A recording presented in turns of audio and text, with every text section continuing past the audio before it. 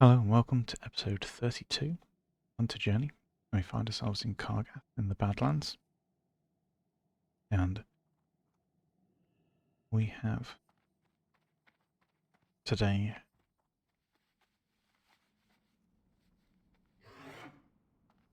there are some quests here for Blackrock Depths, which we might get into a little bit later. For now, the idea is to head across into Searing Gorge and got the quests there.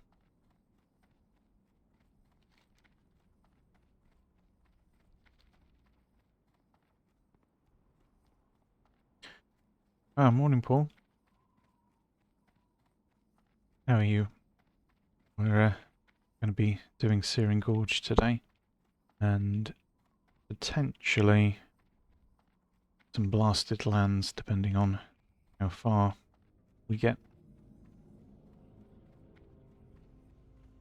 If we hit 55, we could also look to do a sunken temple later too.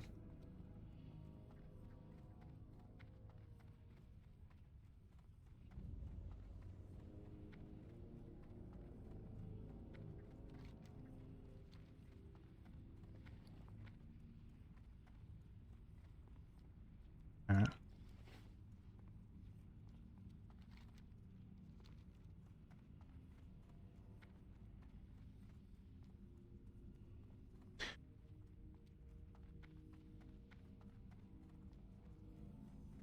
oh, I forgot to bring silk cloth with me.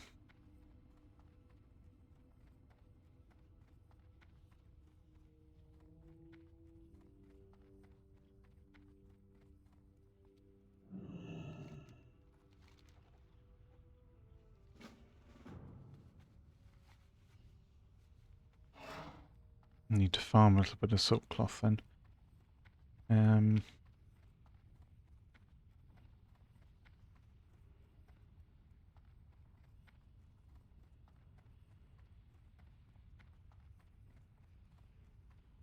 Or we get it from our bank, because I did put some in the bank in preparation for this.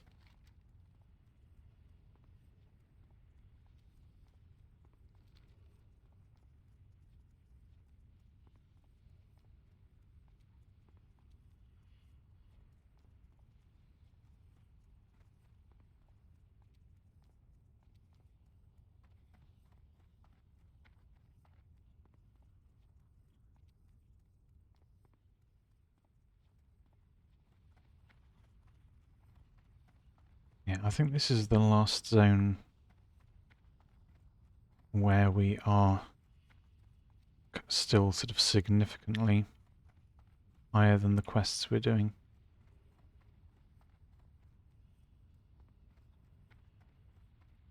Like Ungoro Crater catches up a lot after this.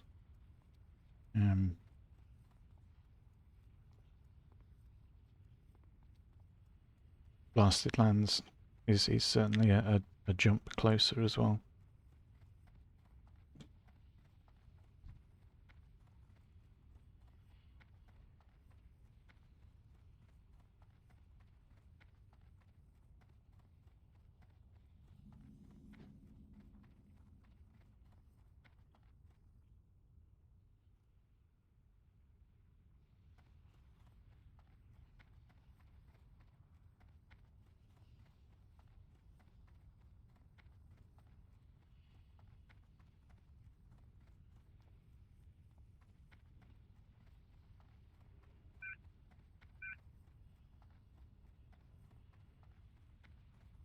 Greetings.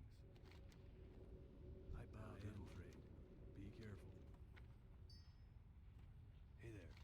See you around.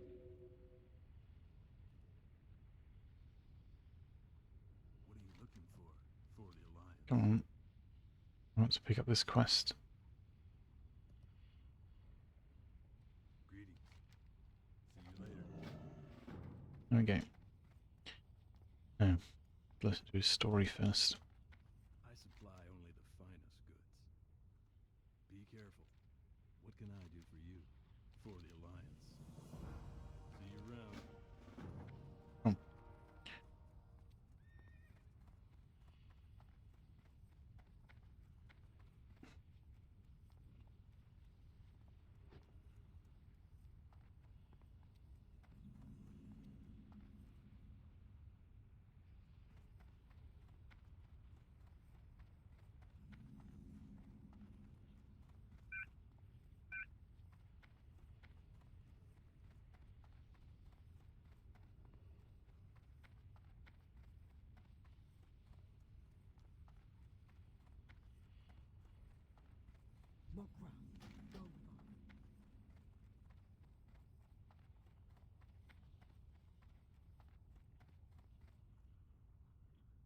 You're failing his research.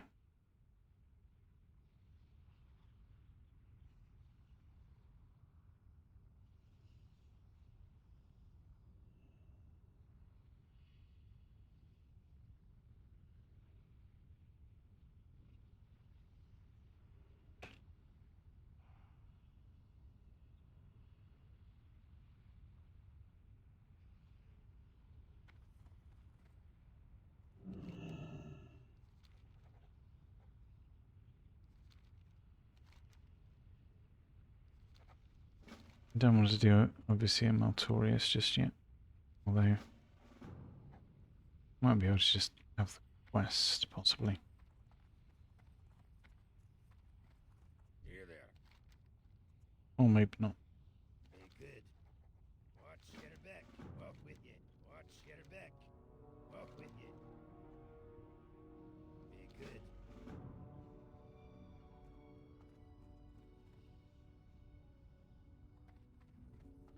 Talk to me. Walk with you. Watch Shedderbeck.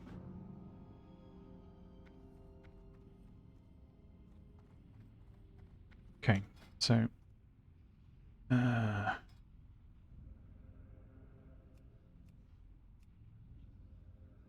Ungaro creates our Winter Springs. Let's create our own Searing Gorge.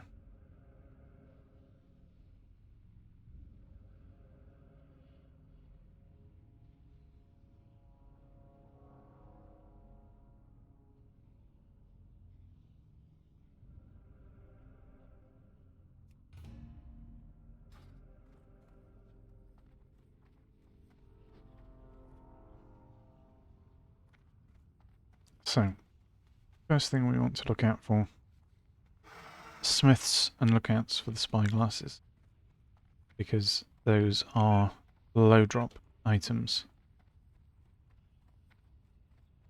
And it's important to keep on top of them and get them out of the way like, as soon as possible.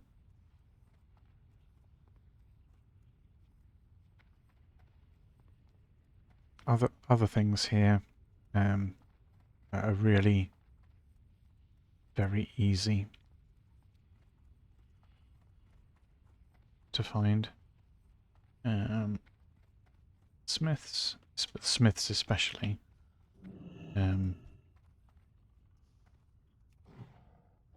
Okay, that is annoying. I want my options back. I want to turn on seeing the rares, and I want to turn off that mob info screen. Okay.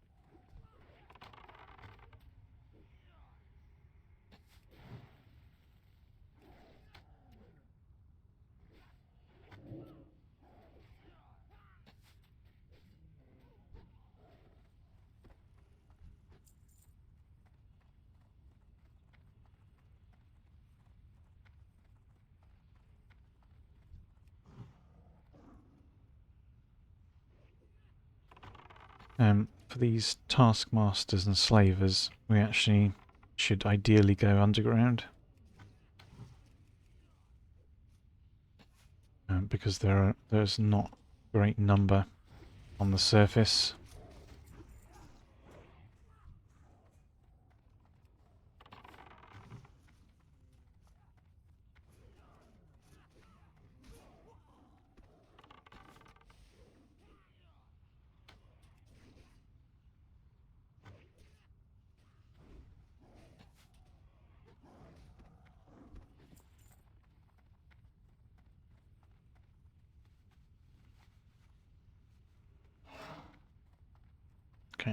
So we're going to go and check for the lookouts now, and then come back for the more respawned steam smiths, because they just don't appear. It's all vendorable. That begins a quest. That up there. Quest lobby's full at the moment, so nothing we can do about that at the moment. Lookouts normally are near these towers. Some spawn along here, obviously. Not currently available. People seem to be fighting the spiders, which is to be expected. And there's a couple of lookouts here.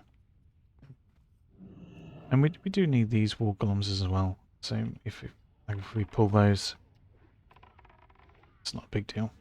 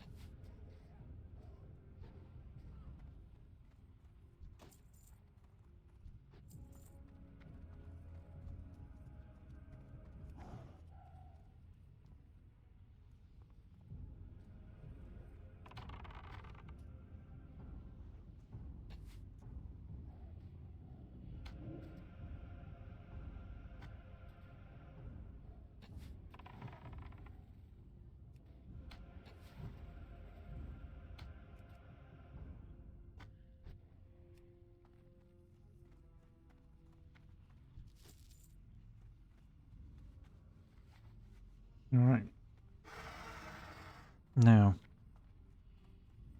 don't want to go around to the other towers. It's a bit of effort. But what I will do is look for some of these spiders up here. Magma elementals can drop both. So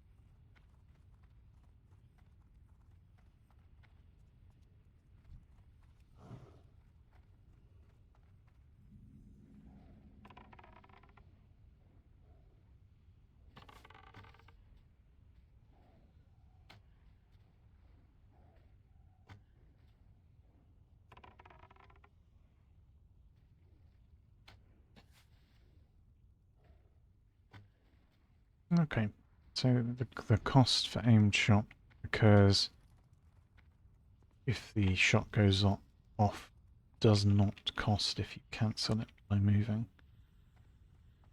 Good to know.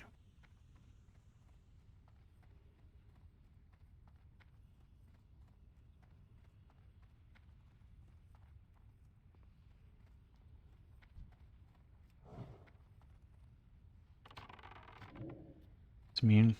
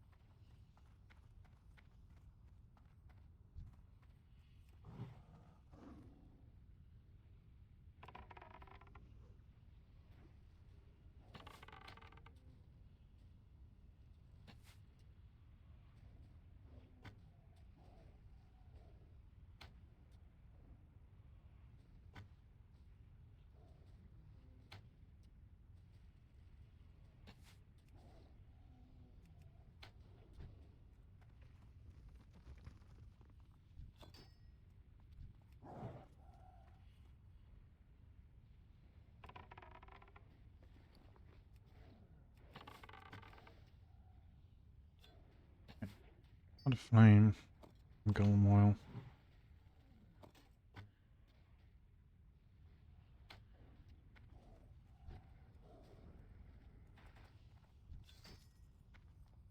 Oh, a random blue helm. Do you actually need coal for a quest hand-in, or multiple quest hand-ins? Pitch. Elemental fire.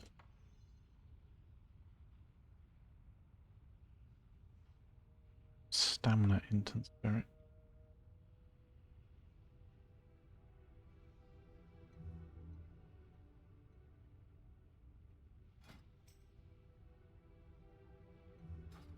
Not terrible.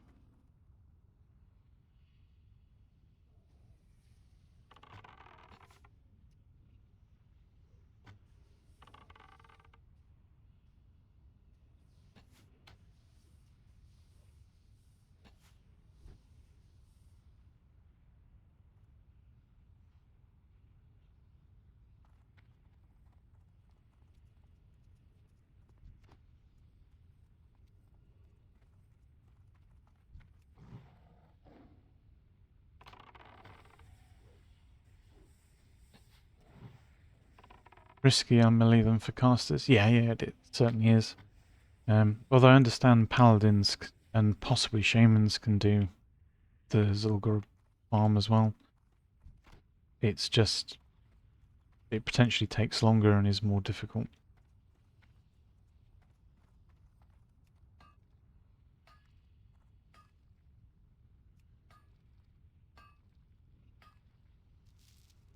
But I found that quite interesting to know.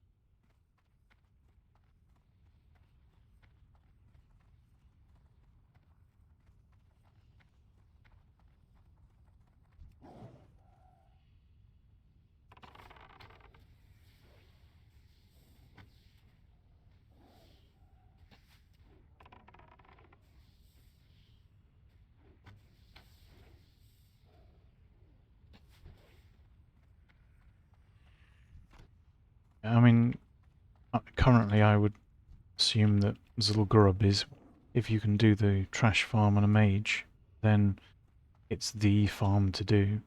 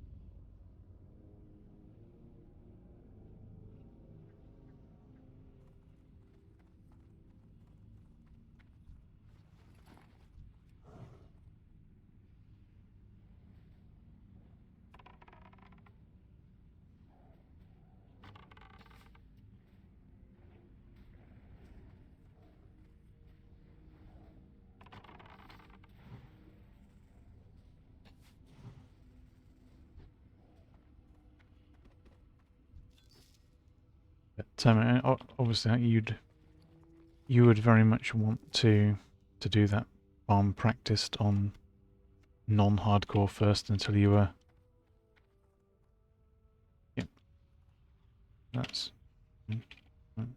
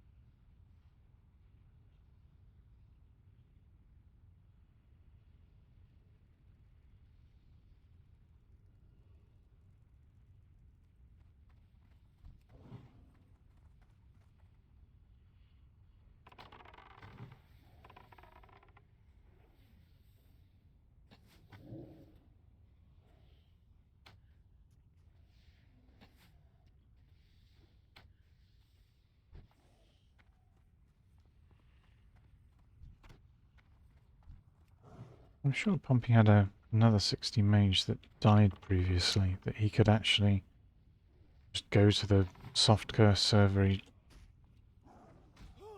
he transferred to and just test it out.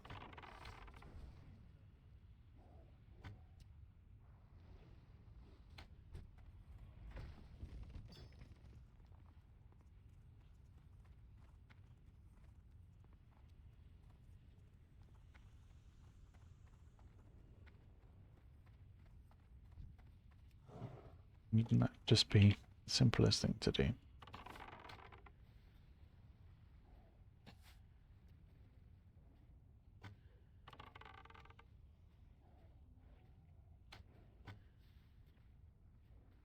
If you get, well, certainly if I was going to try and do the Zul'Gurub farm, I wouldn't want my first attempt to be on hardcore. I'd want to go and practice it on normal servers first.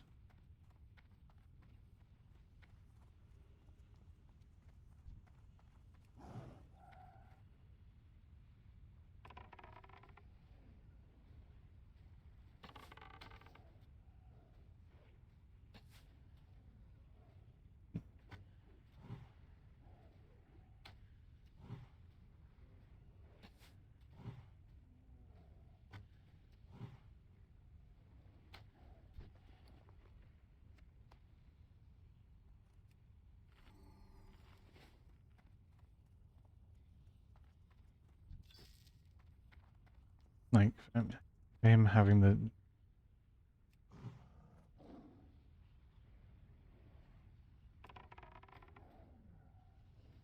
Yeah, if he hasn't transferred it yet.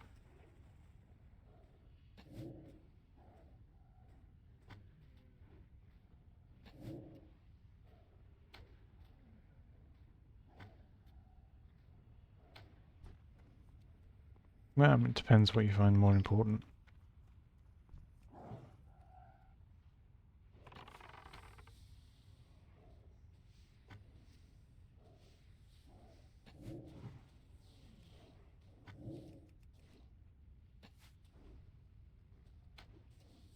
Yep.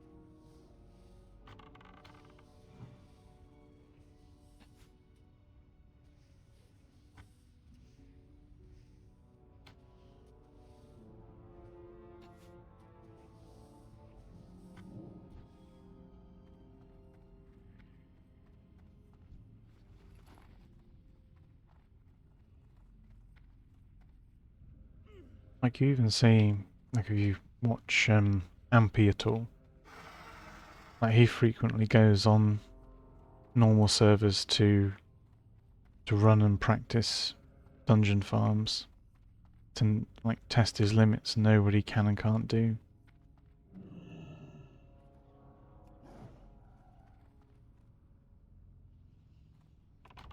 And it's like that extra time spent is what makes him so good at what he knows and does.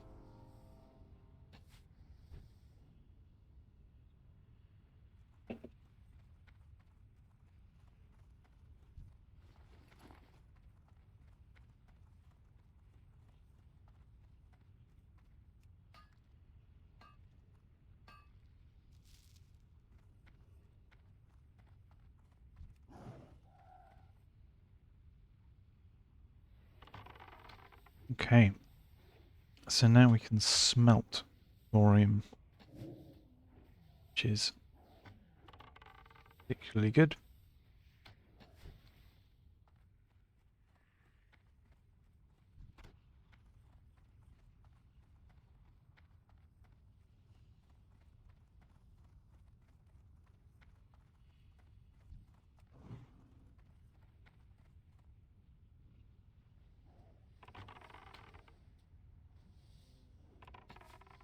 Well, I've been quite happy with this mini spider farm that we found here. Mixing it in with the Heart of Flame obtaining, at least to begin with, has sort of left us in a good spot as far as the respawn times are concerned. It's not a spot that people come and like poke into that much.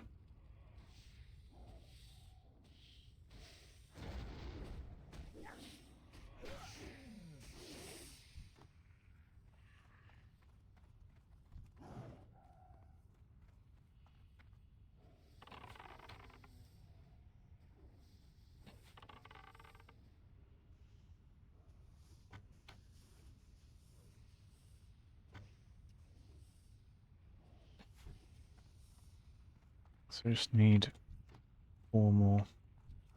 The spiders are normally quite well contested, much like a lot of the farm here, to be honest.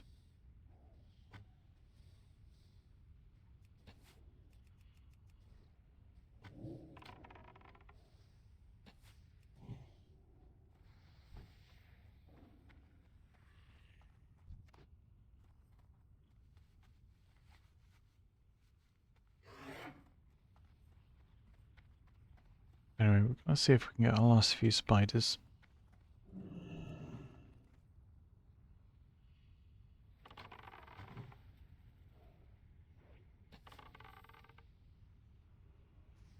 And then we'll check the lookouts and smiths again. Where should we return?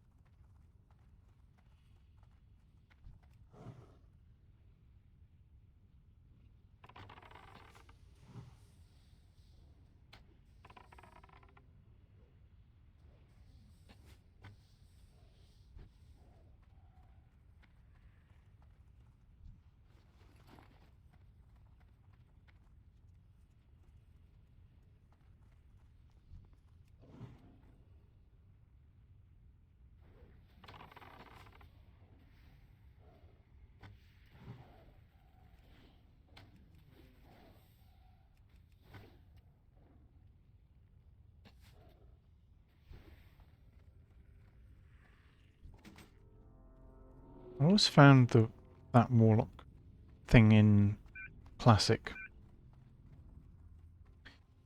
was it was a bit odd. So when you start leveling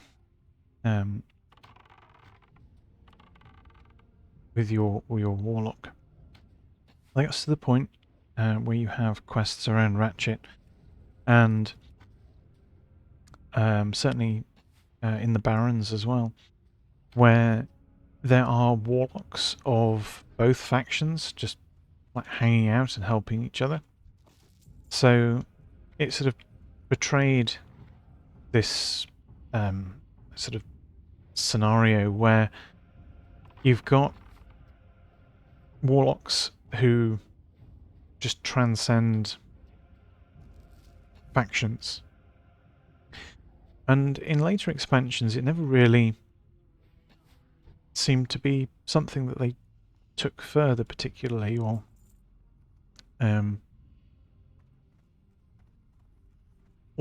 sort of even really mentioned much again. Well, certainly not in the ones I played. And I always thought it was a really nice, interesting touch.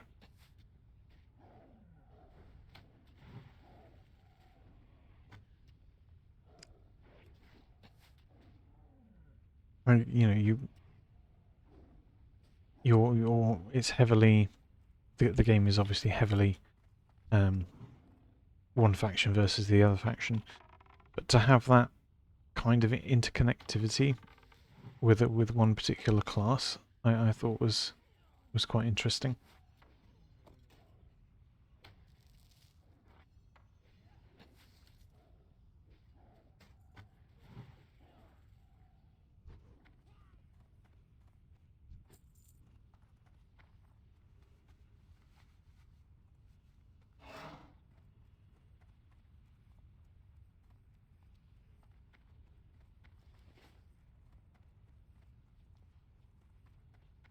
Okay, so we're done with spiders now.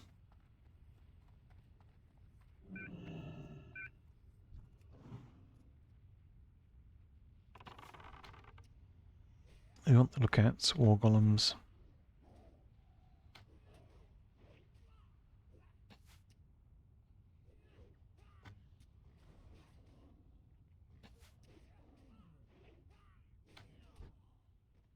Done with that. Well.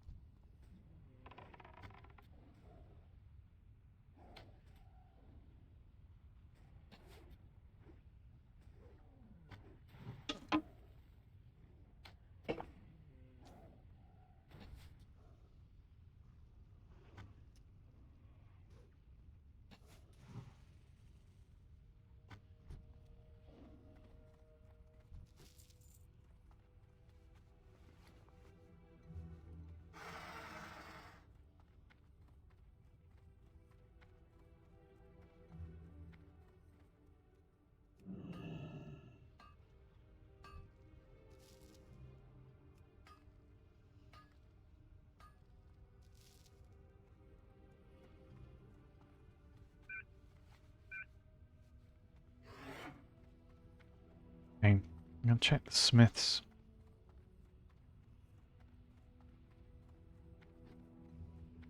And they're up. At least some of them are up. Nice. So these are usually very, very contested. So super nice. Just have them available.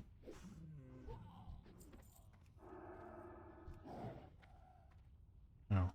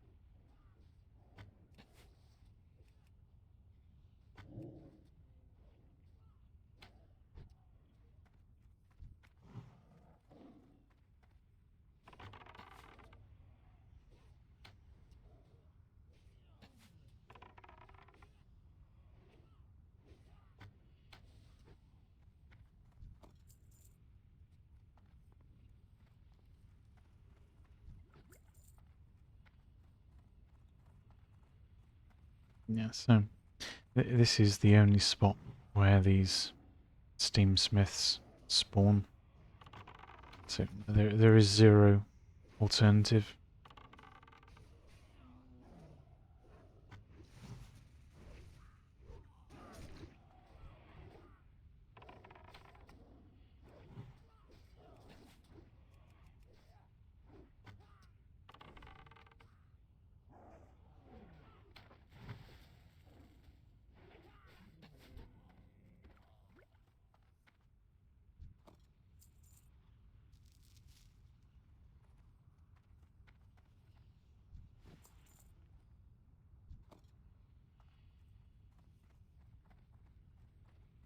Um,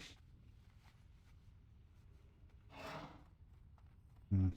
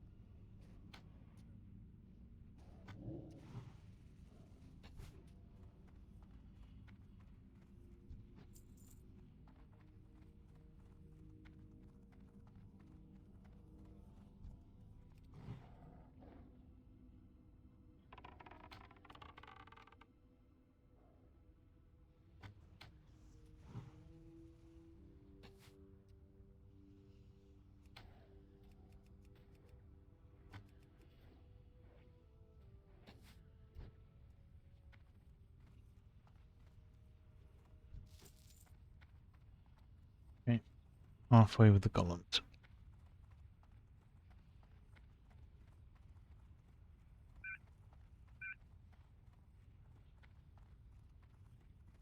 Can I help you?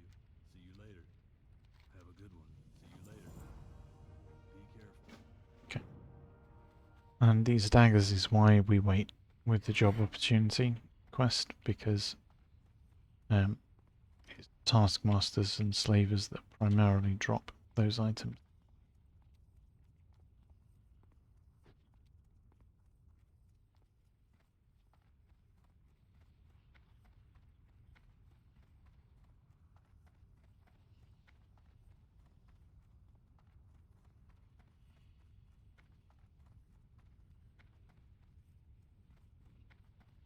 Anyway, that's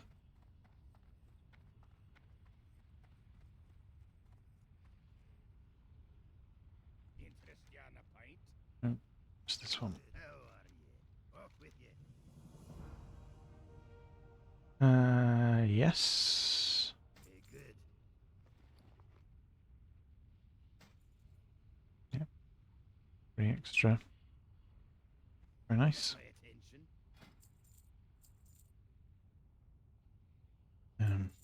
Let's sell.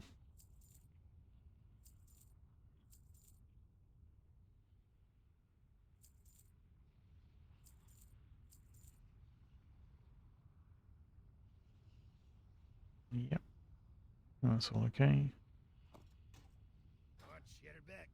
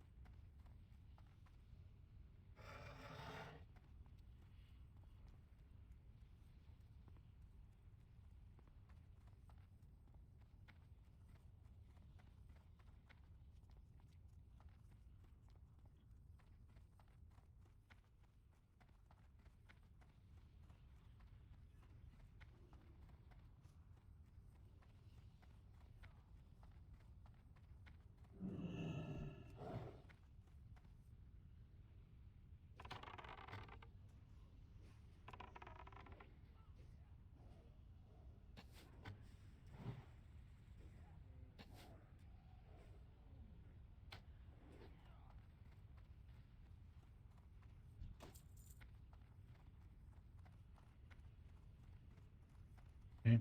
Apparently these drop it too.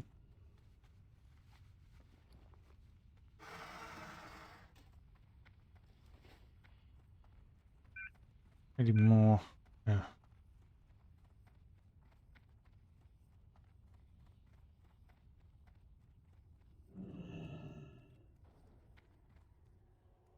Fine.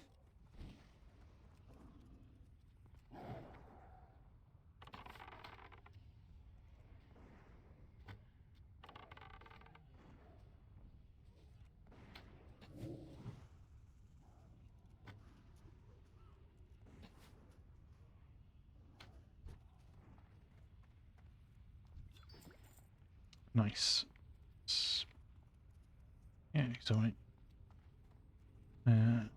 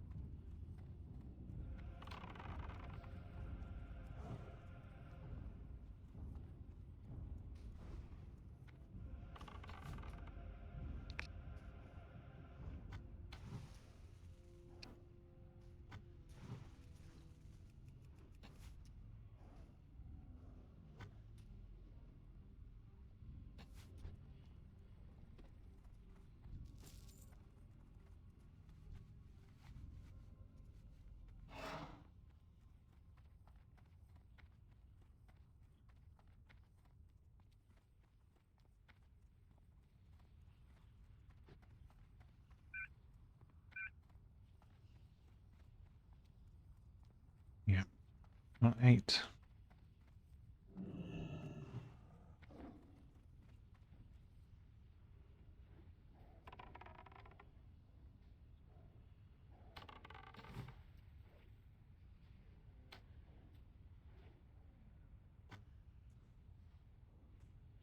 Ooh.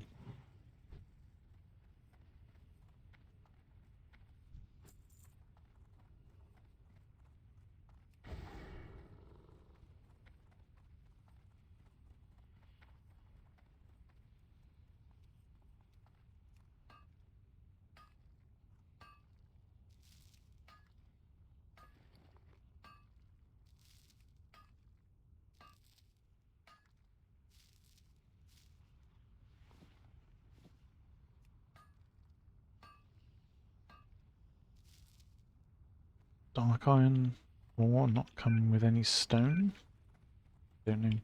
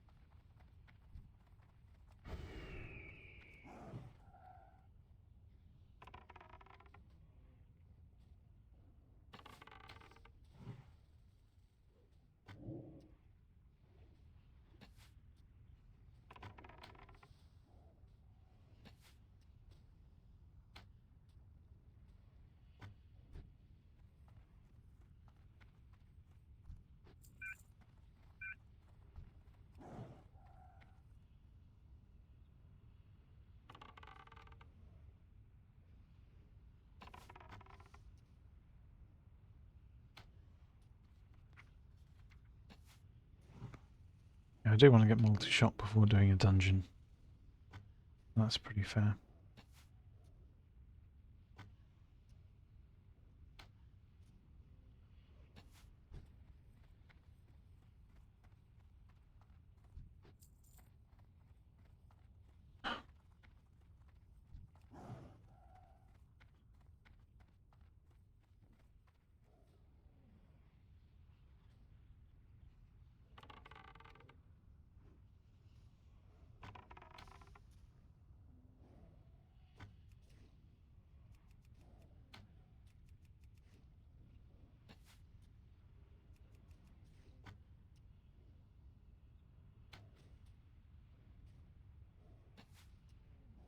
Actually,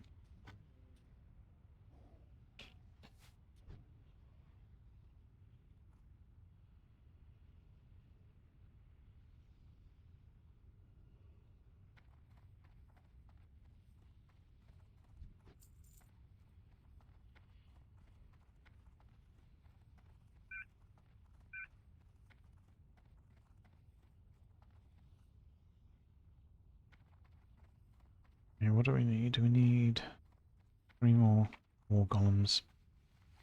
Go and find those.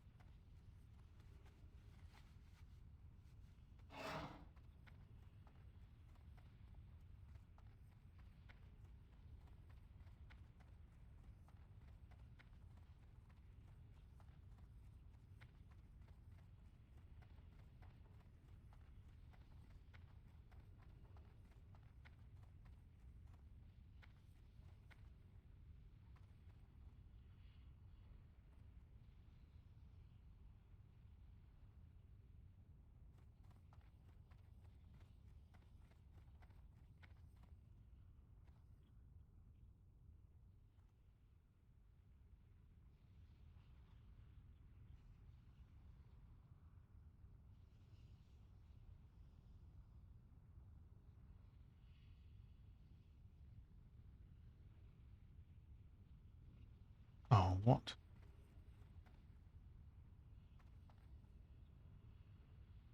Fine.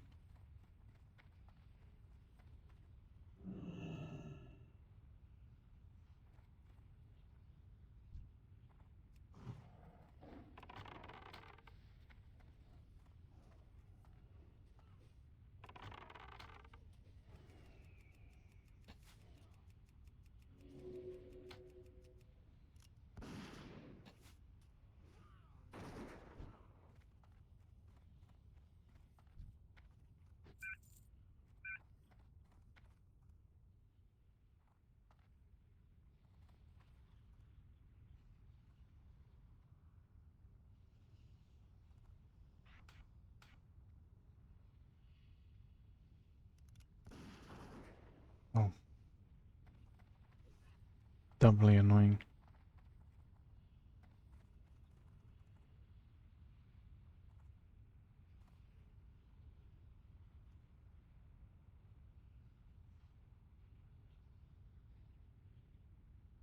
I thought I was field of view to see spawns, but evidently not.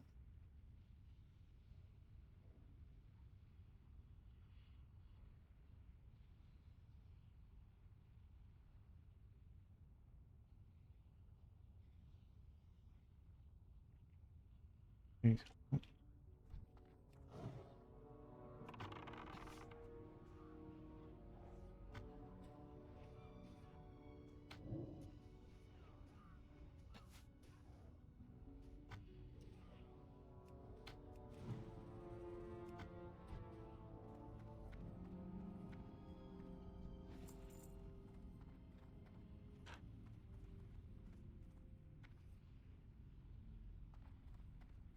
It's one more steam smith that we're waiting for to spawn.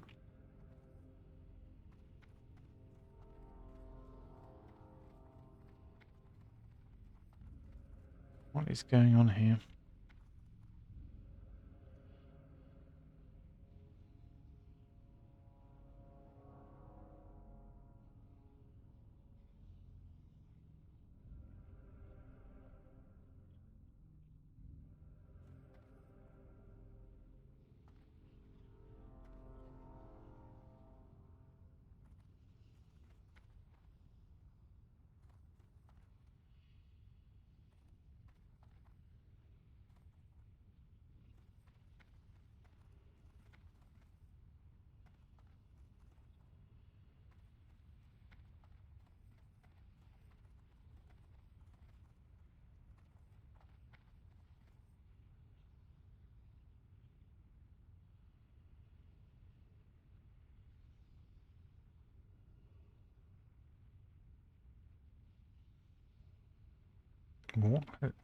What has desynced these so much?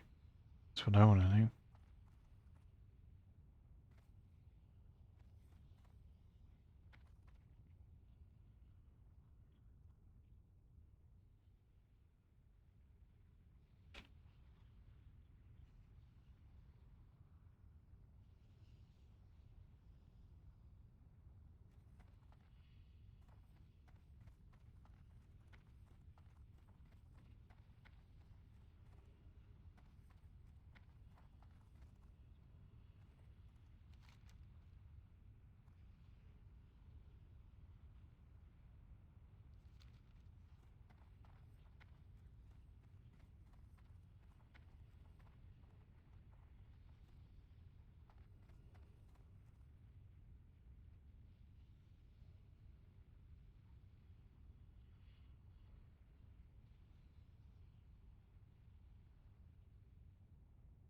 And we can do the ascend sendosaurs, and we can do the slaves and taskmasters. I'm just really baffled why both of these didn't respawn.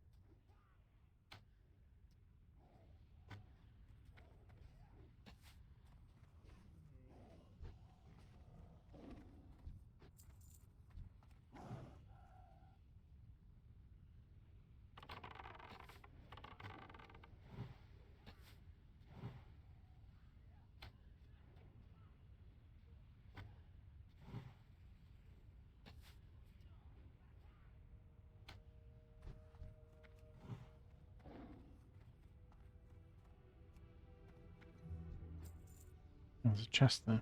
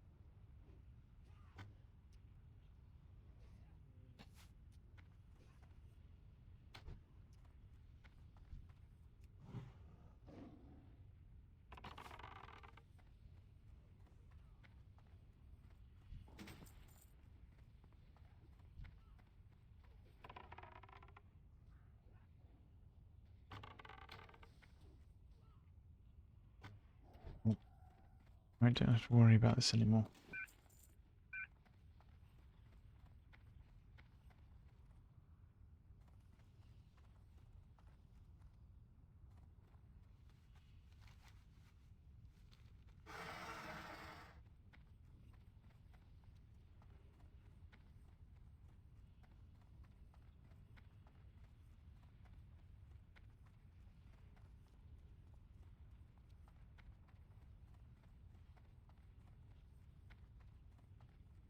Um,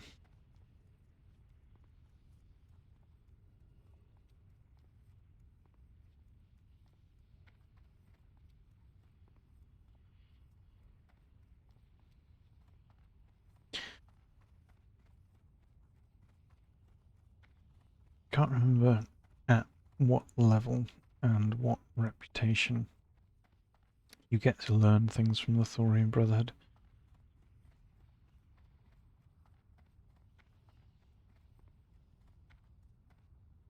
What's on your mind? You good? You got my attention. Watch your back. Hmm. Off with you. Talk to me. Interest you on a pint?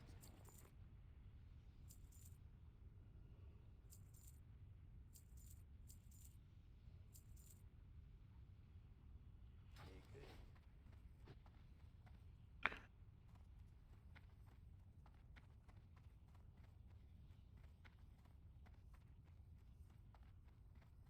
So we want the incendisaurs and get to those over this way.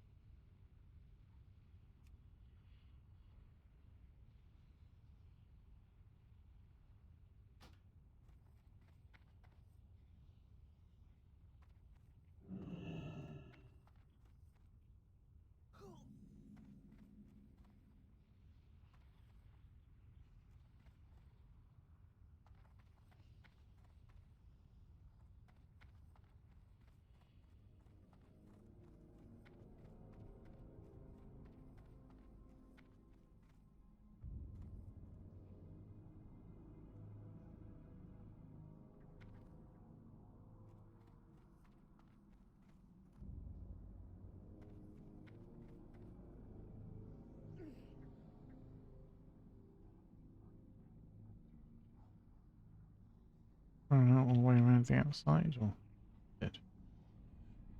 Okay.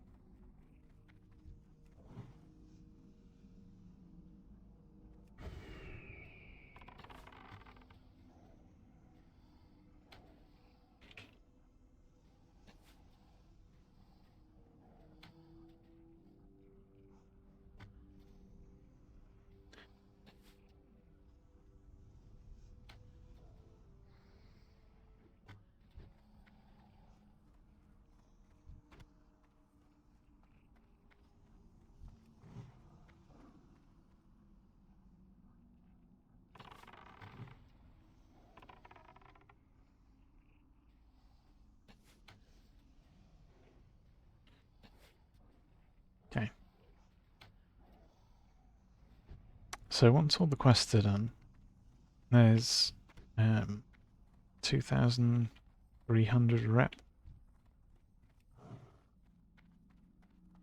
in order to get to the next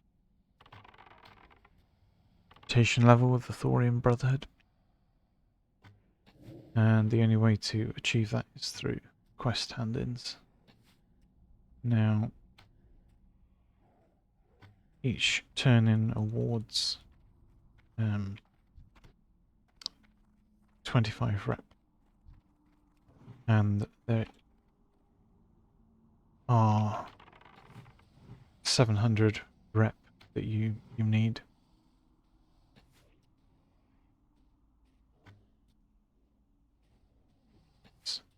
It's 28. No. Yeah, 28 turn-ins.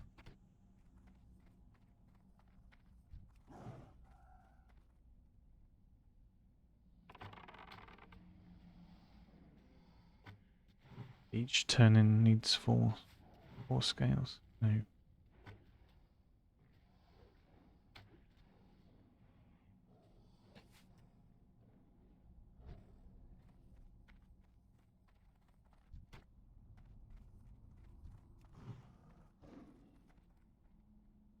You need 184 scales you need total.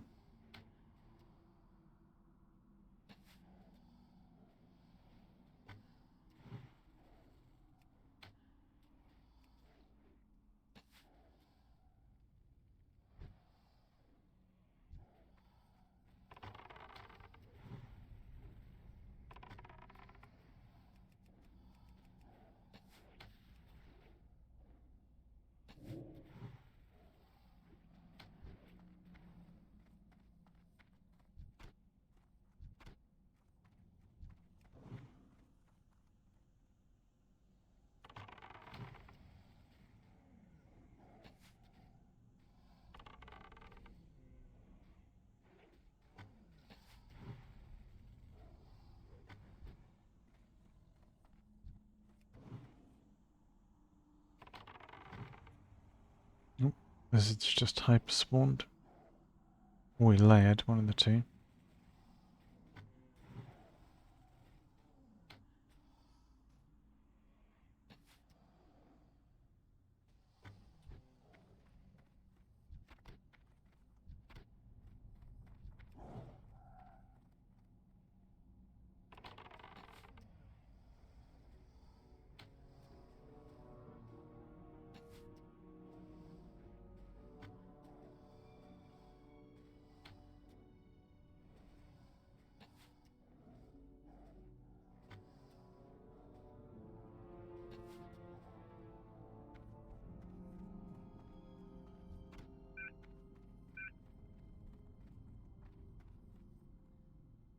Oh. Oh, it's above us. Never mind then.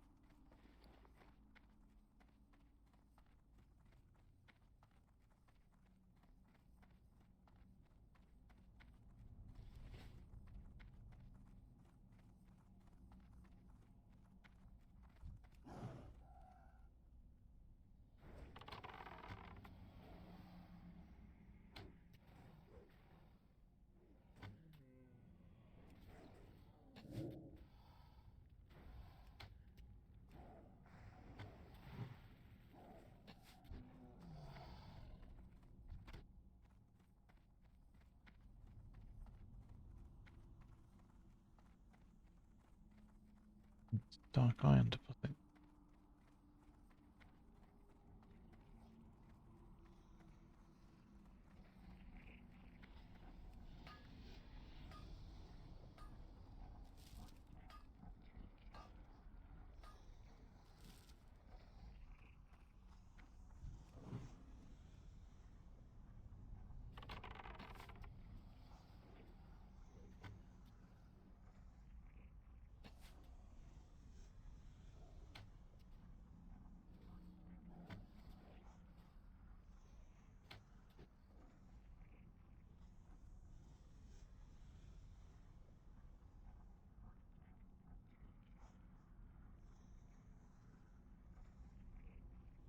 Um,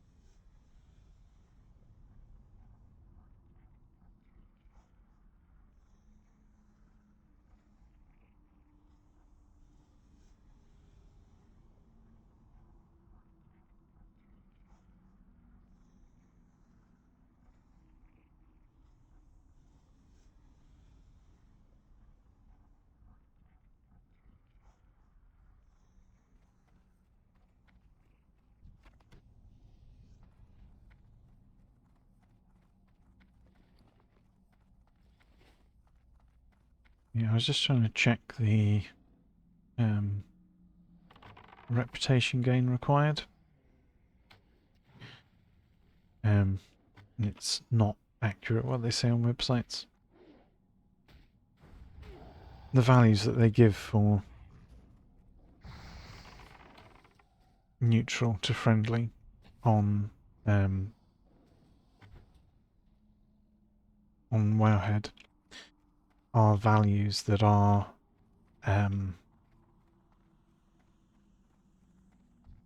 like pre-quests, but you need to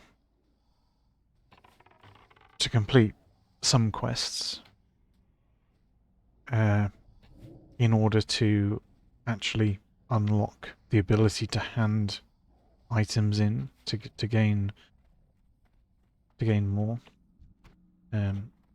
So like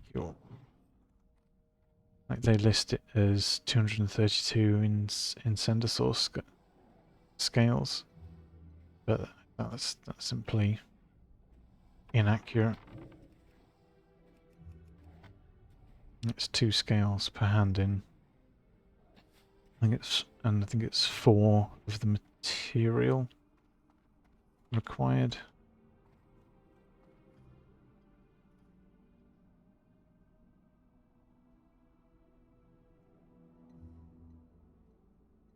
Yes, is it?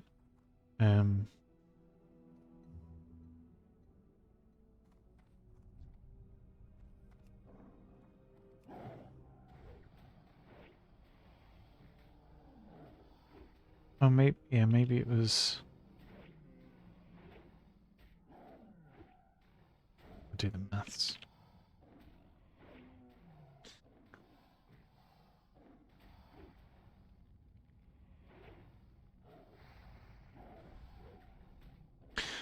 I was remembering it the wrong way around. You get 700 rep from quests, and then need 2,300 from Undins. That was it. Not you have 700 left. Flip the information around by mistake. Yeah, so it's 184 scales and 92 hand-ins. Each hand-in either requires 10 heavy leather, which that's just a ridiculous amount of heavy leather.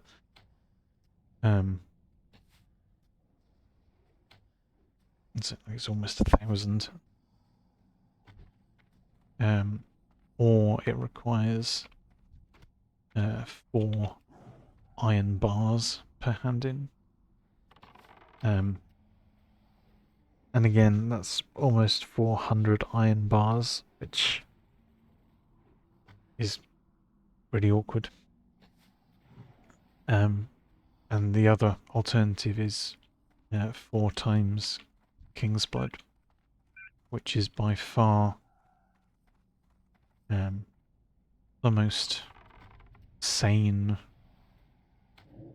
way of doing it, I feel.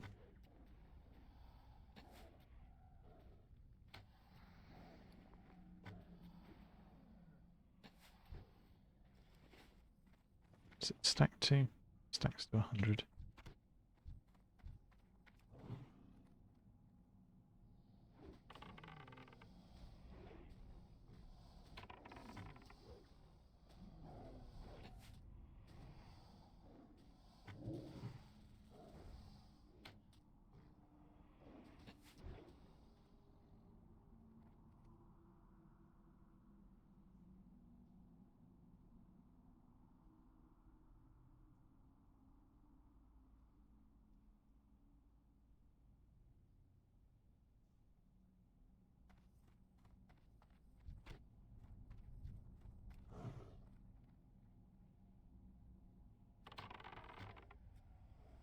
So if we maybe aim to stop at around 92, it's halfway.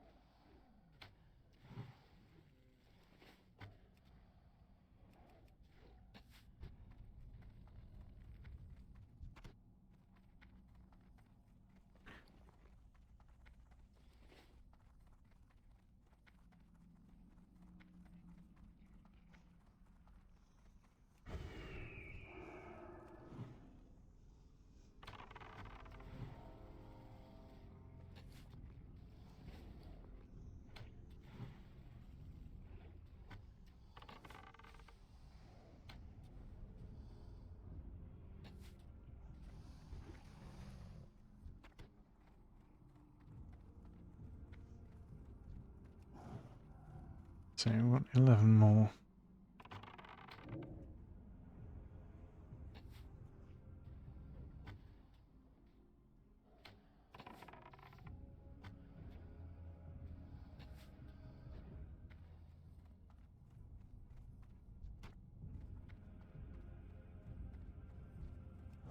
Nine.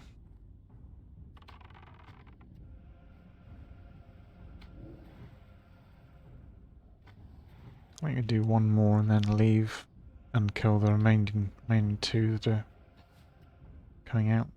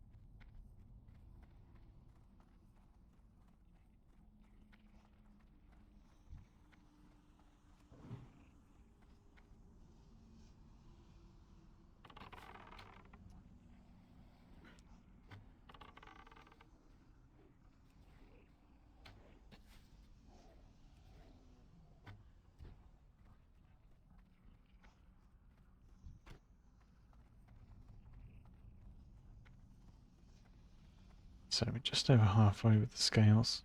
We've completed that quest. This is a little safe spot to wait. I need to AFK very, very quickly. I'll be right back.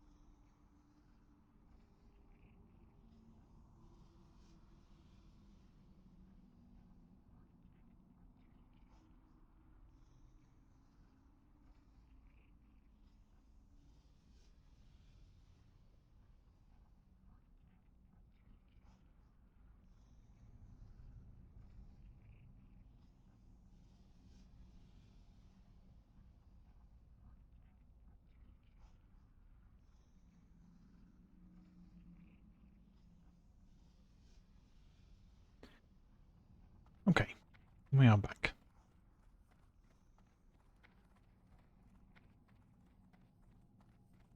Okay.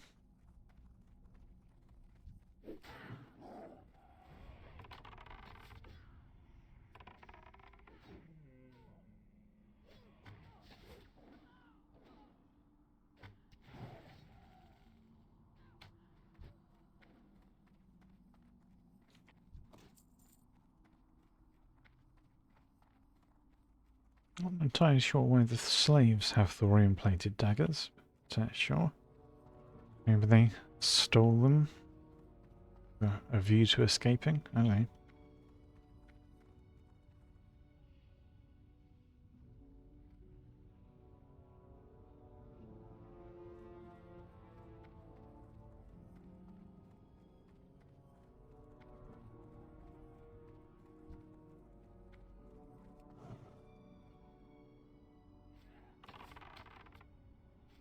Anyway, regardless of that, we're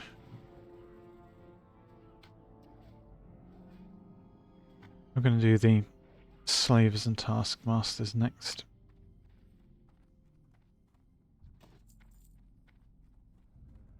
Which should complete the daggers too.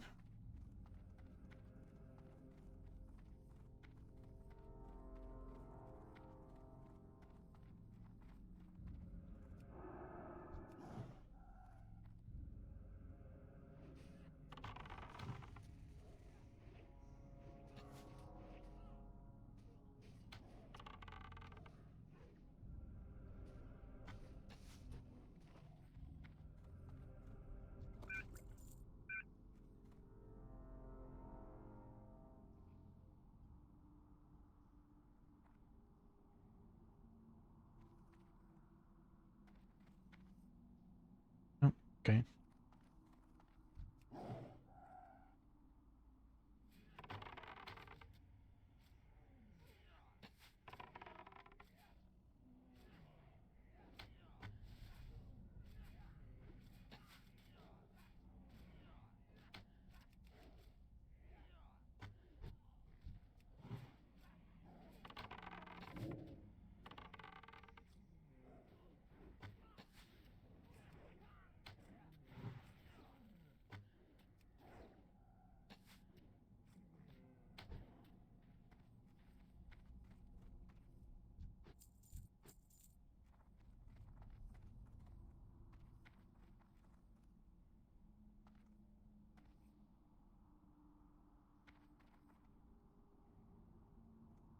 Okay, I mean there's a mix of taskmasters and slavers. As long as I keep an eye out on the patrol, it will be fine.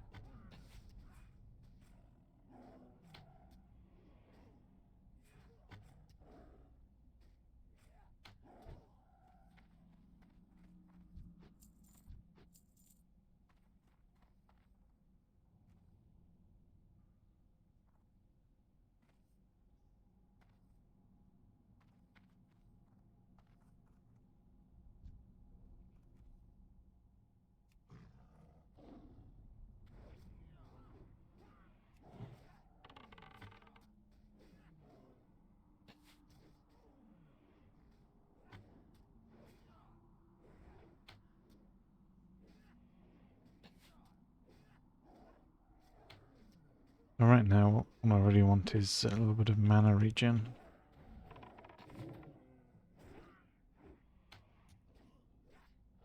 Getting mindful.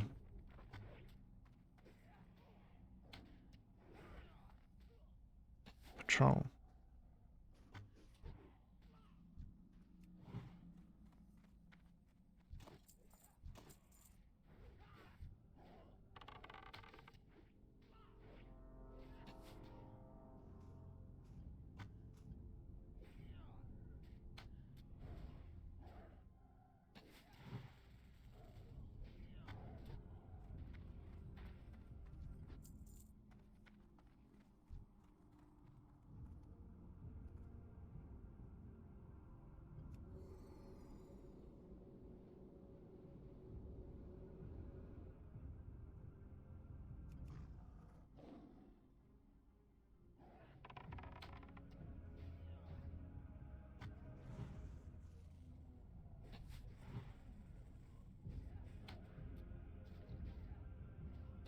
Now, there was a taskmaster that patrolled away, and we've had a slaver patrol up from there.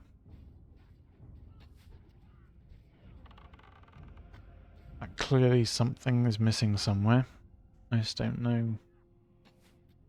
Like, are they coming back? Yeah. Got a long patrol route then.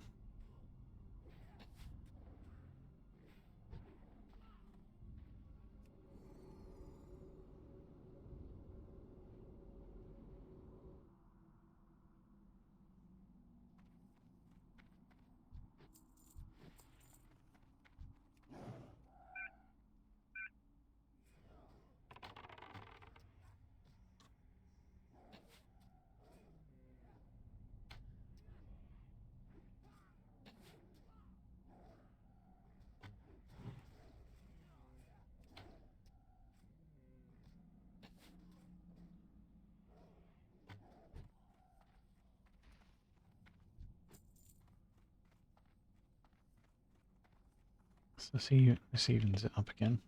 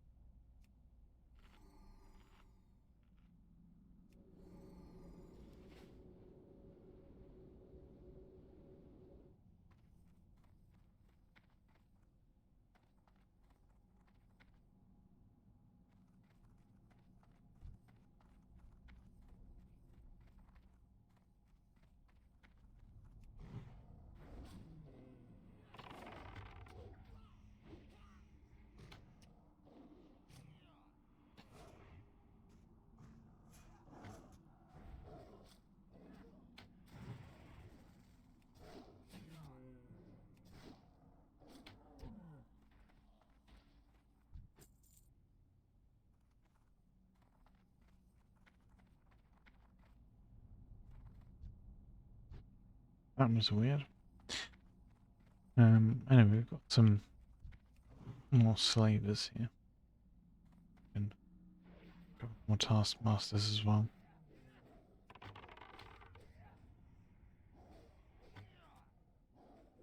So that will actually complete the taskmasters.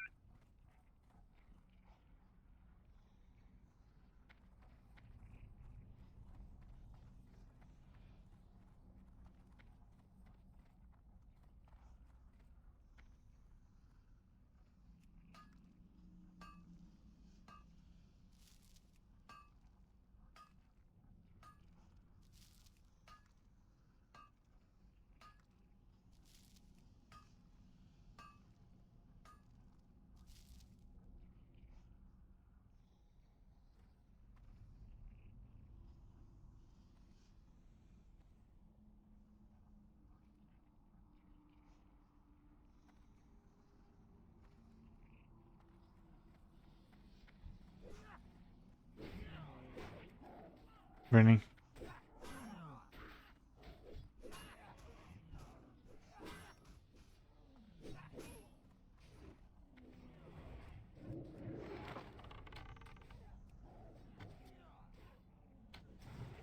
Try and skip anything.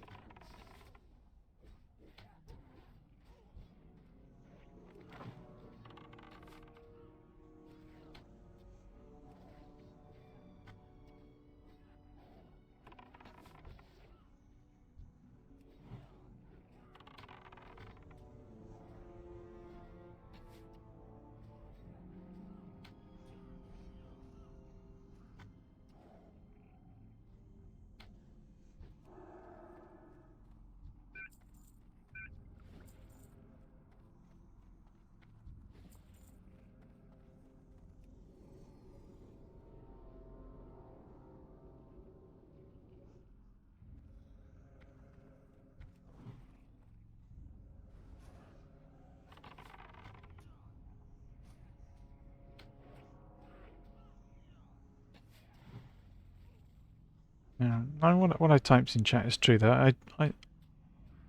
I do feel as though when world buffs are dropping, like if you're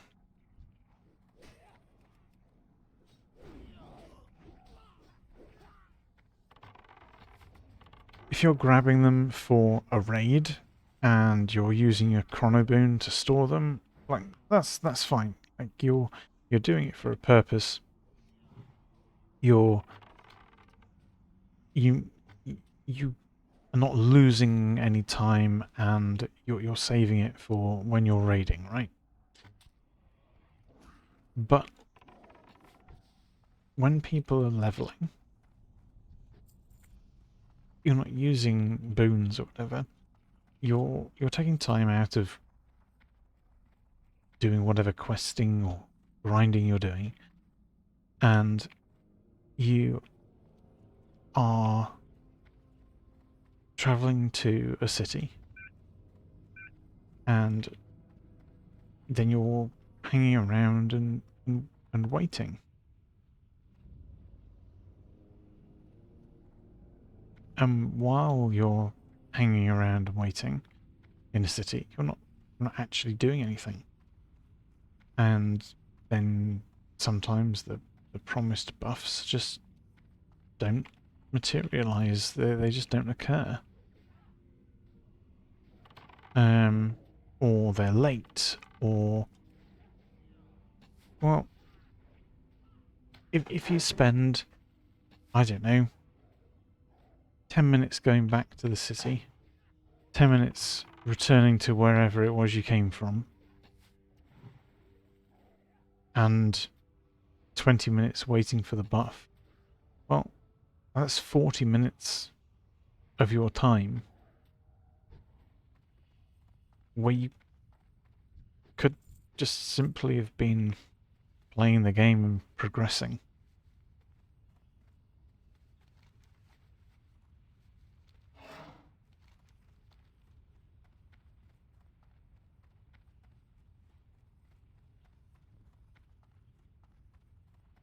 You know? And yes, the buffs last like 2 hours.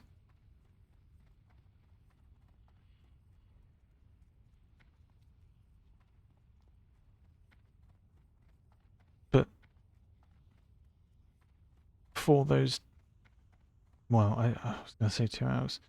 It's not, it's minus like travel time in that. How much of that 2 hours are you actually spending fighting and progressing, right?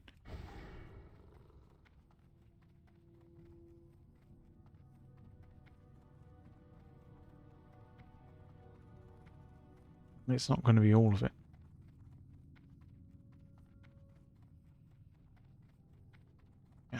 How much are you actually benefiting? How much are you like genuinely seeing a return on what you're doing?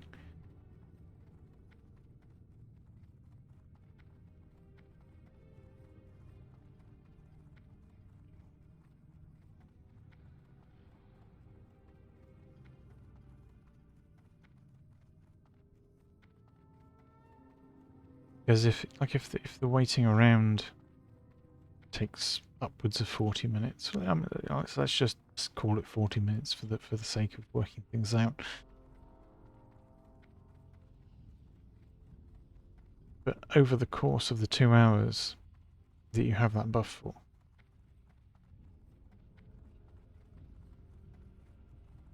is the return of speed for having that buff, is that the equivalent of like a 40-minute improvement over the 2 hours?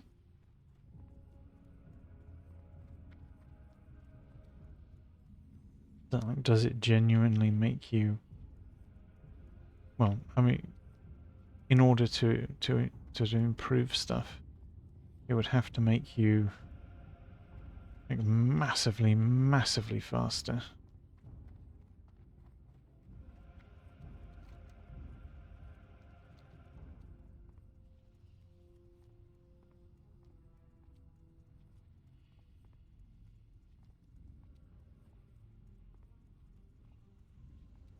And that's one of the reasons I don't go buff chasing. Like, is the buff nice to have? Yes.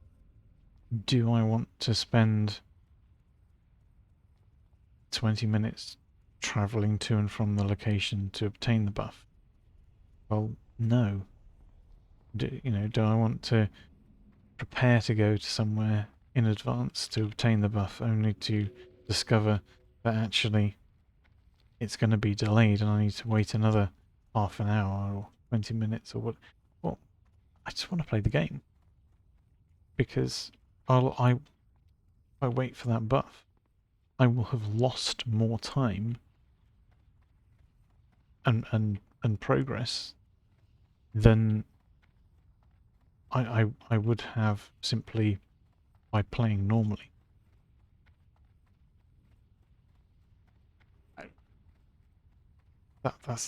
That's what really baffles me with a lot of this. It really is just like, well, what is going on?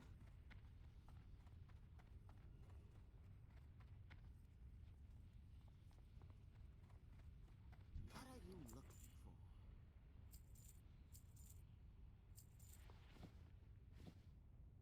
for? For the Horde. Why would I want to do things that waste my time? Hurry back!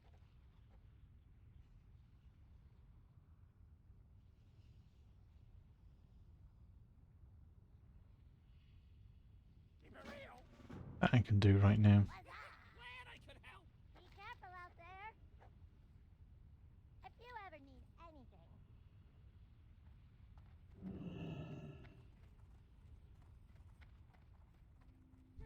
Interesting.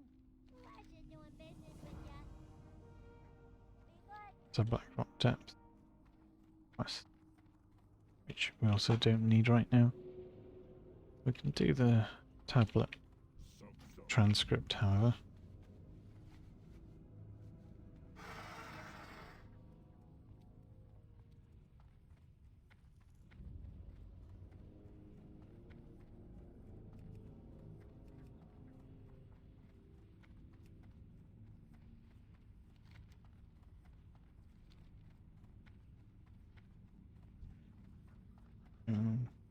Okay.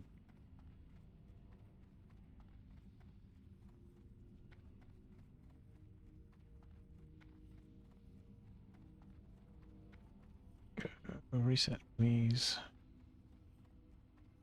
Okay.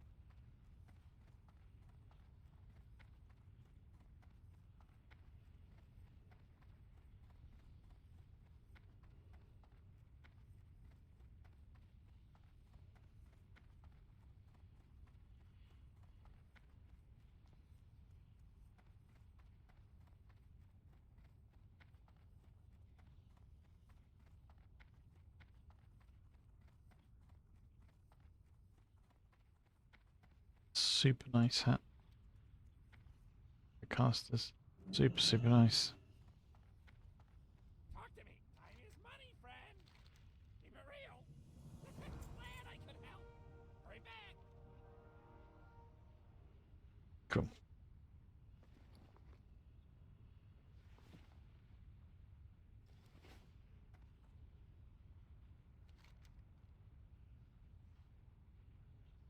Um,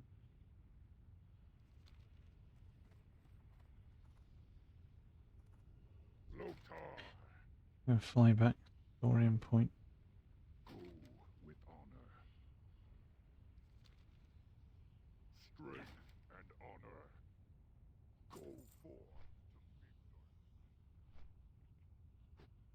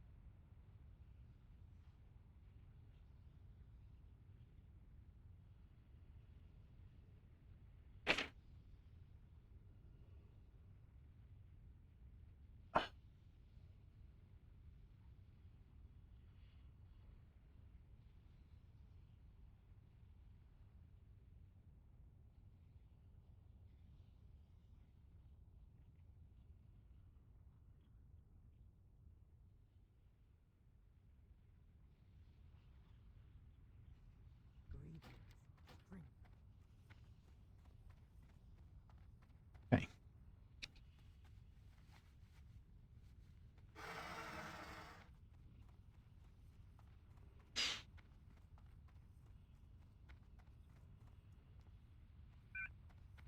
What's on your mind? Off with you. Watch your back. Thorian Brotherhood neutral. How are you? Hey, good. Off with you.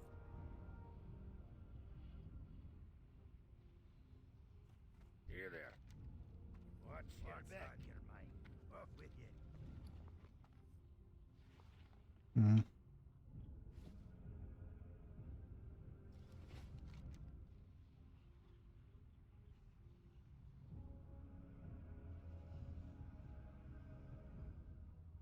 Here there. Watch your back.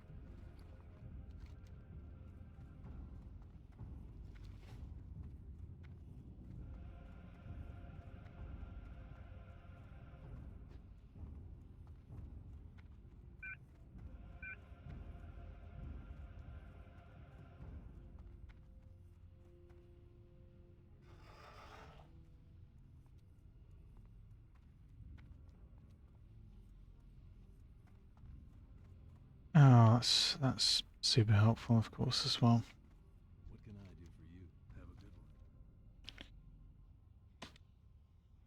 one. We might just need to go to a different layer.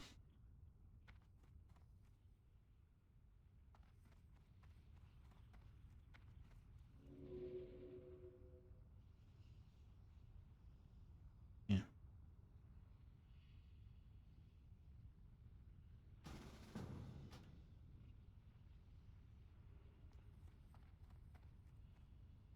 something?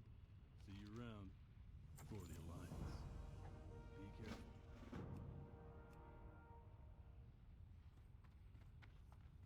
Let's see how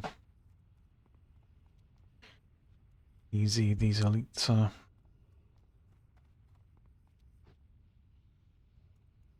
Like they can be. They're quite high burst damage. I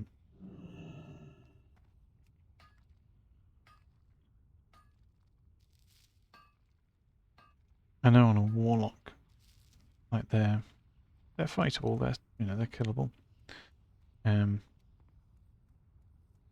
But they are tough. Need to be too mindful of how much burst they can kick out.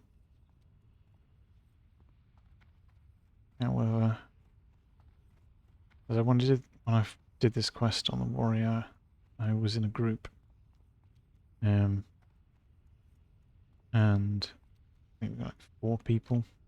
So like the elites didn't last for long enough to really do much in the way of burst or damage.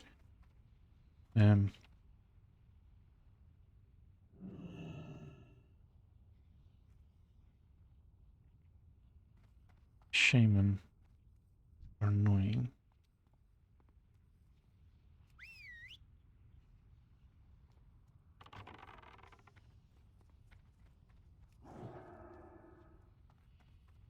Let's get our pet on them. We'll see. Like we do out level them.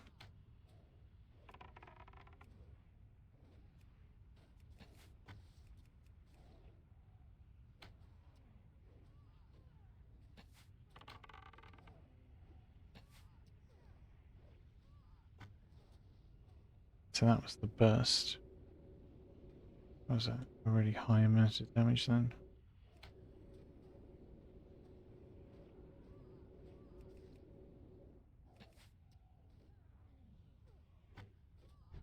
Yeah, so the guards are quite manageable.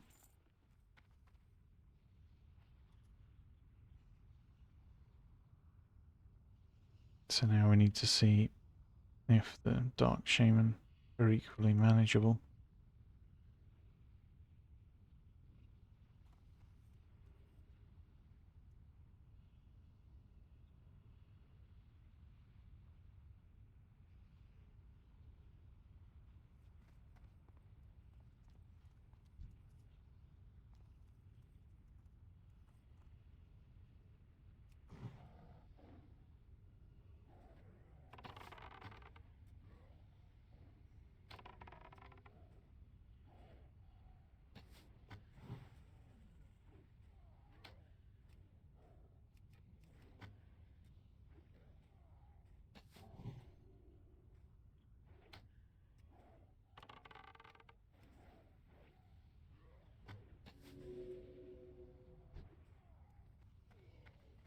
Yeah, they equally do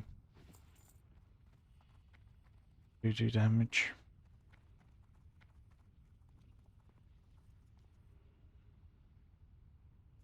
You just need to have the heal interrupt active.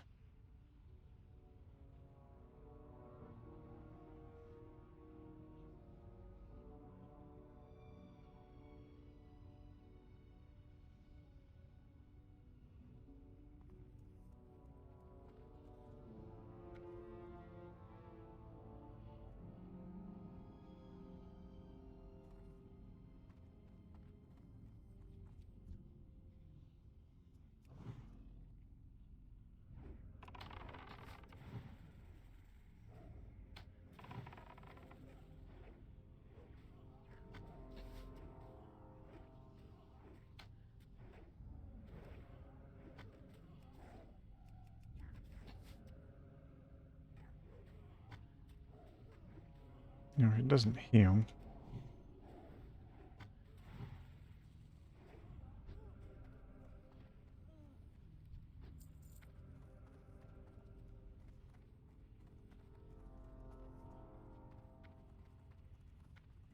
Yeah.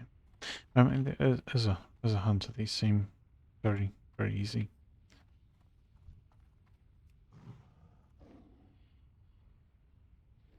That's not to get complacent.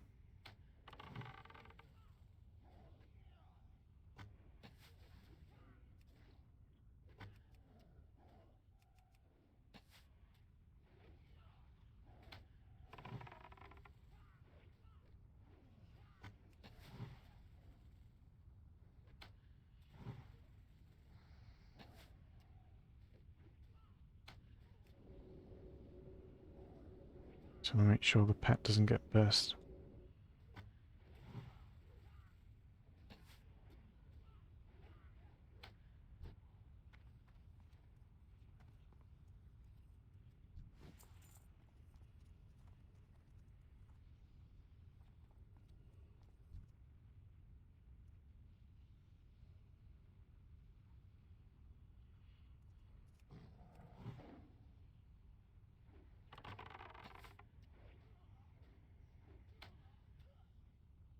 Should maybe interrupt the Dark Shamans and Bestial Wrath for the Fire Guards.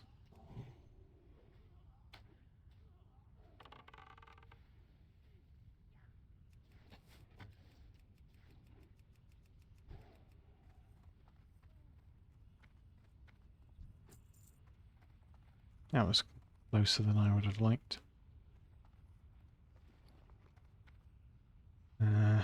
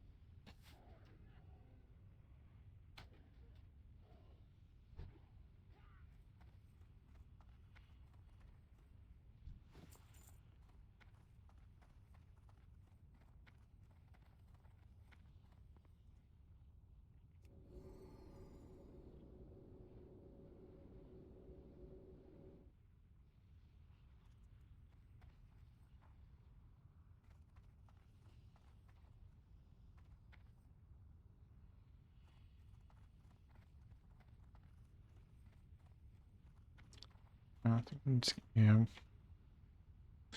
to go up next.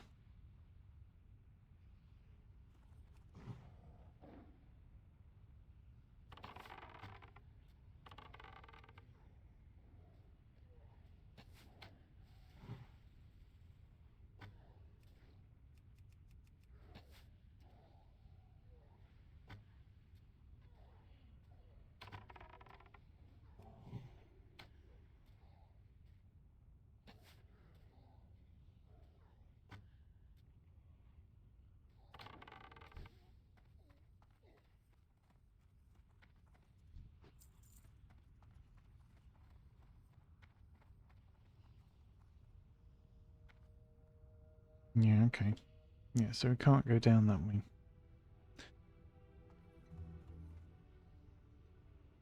We need to have interrupts available for it.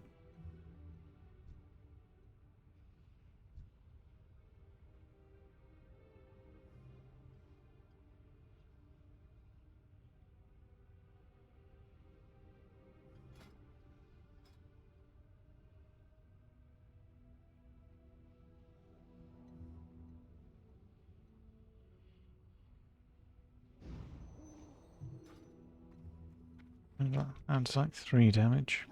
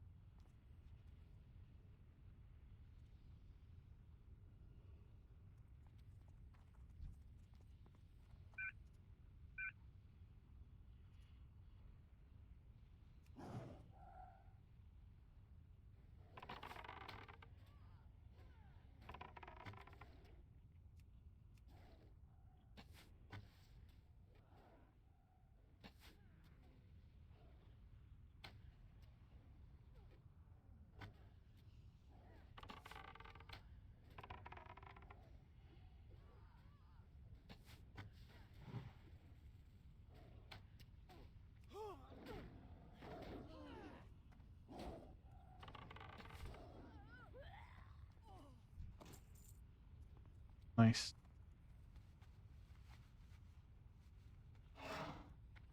Done, done, done. Nothing more to add or do. Those elites.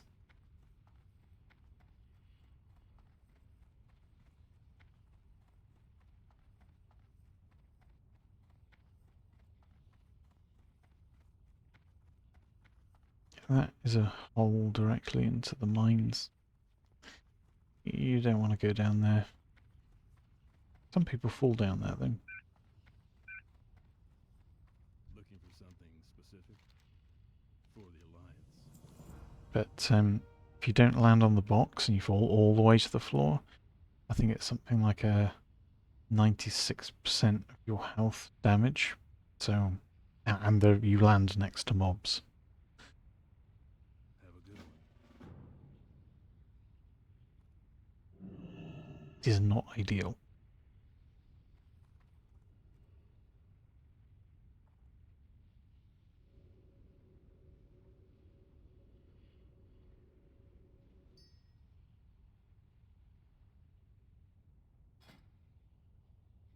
Mm.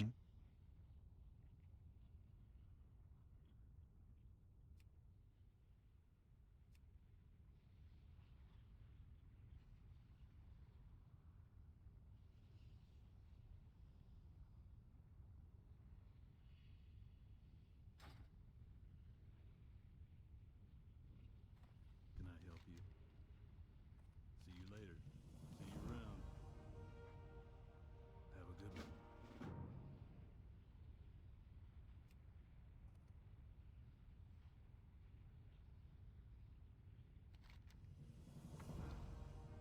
What are you looking for? Be careful. See you around. Hey there. See you later. For the Alliance. Have a good one.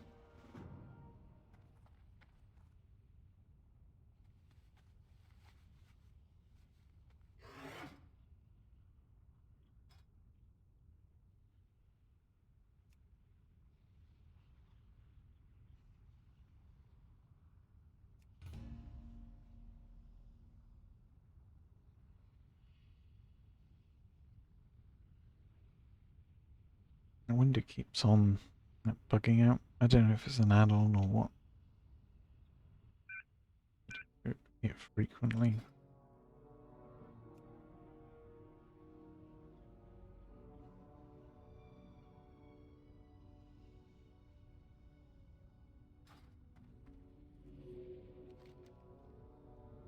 Frequently does. Anyway, we have some towers to sort out.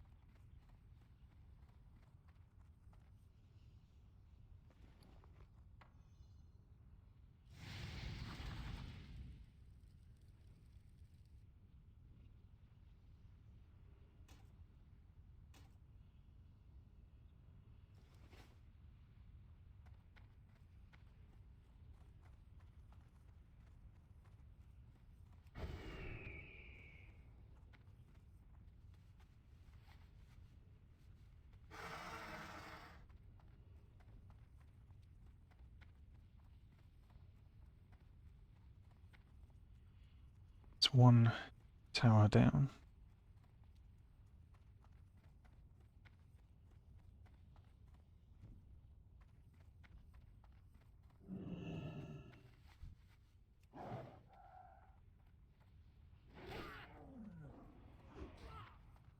That's still in sight, yes. Good.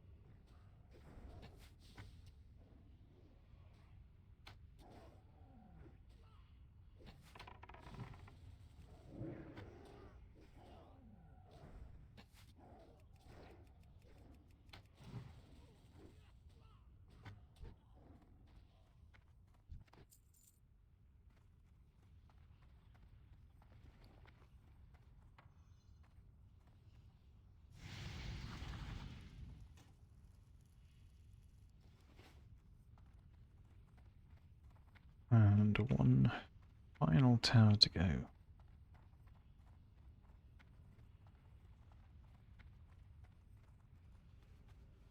Which is the bridge tower.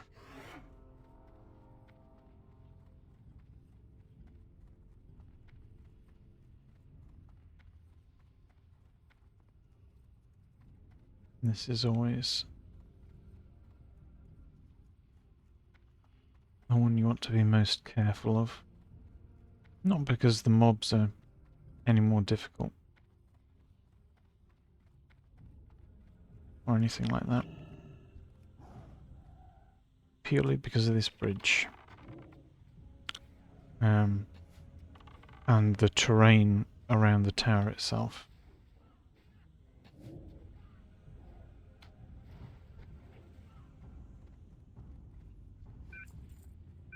Now, from this side,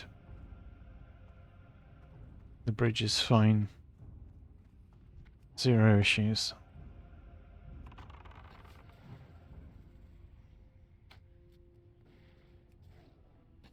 Coming back, however, we'll see in a moment.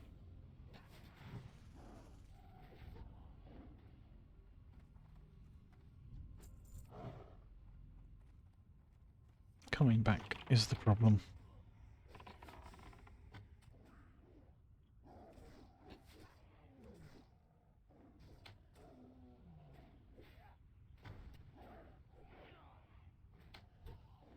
So, as you can see, there is a slight gap here.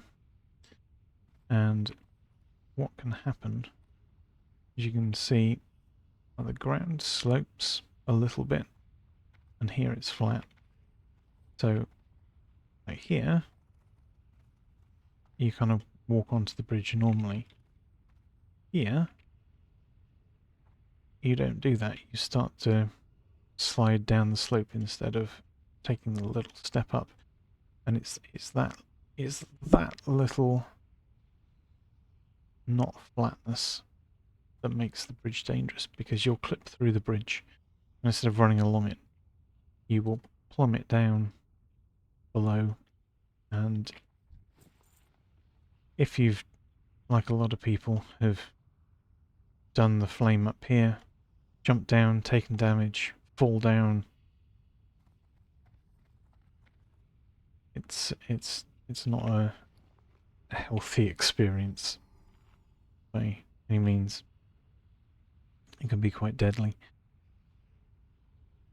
The other thing I'll show you is this, like this little tiny, you see how the ground slopes there? Like looking at it from above, this all looks good, right? But there's that little slope, little slope, and if you jump on that little slope,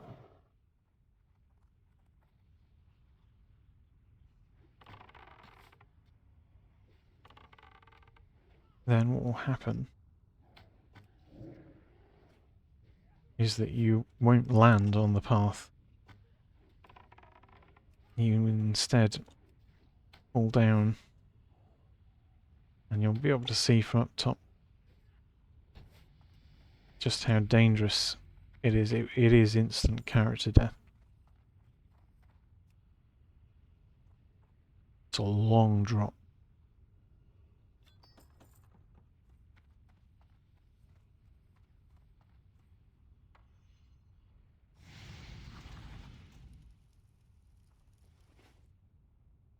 So people finish here and go, oh, I'll just jump off. I'll land here. And it's all the way down the bottom. You always want to come to the middle and make sure you're dropping down where it's safe. Not here. But a long way down, and then of course onto the bridge. Just jump onto it. Be safe.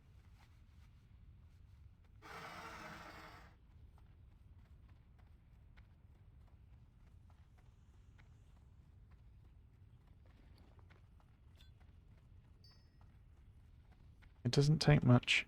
Just be careful. Be safe. Don't take the risk.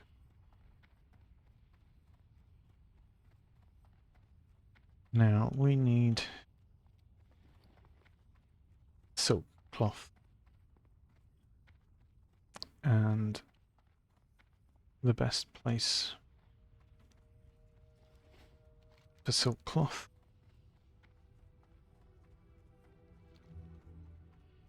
is going to be in the Badlands from here.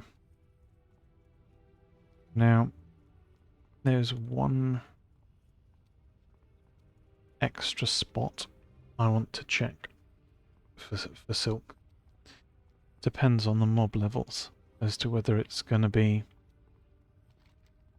good or not.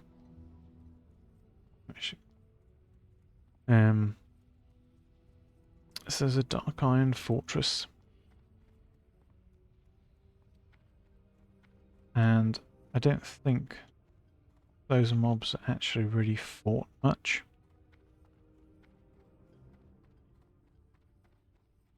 And so that feels as though it's potentially a better place than the one I normally go.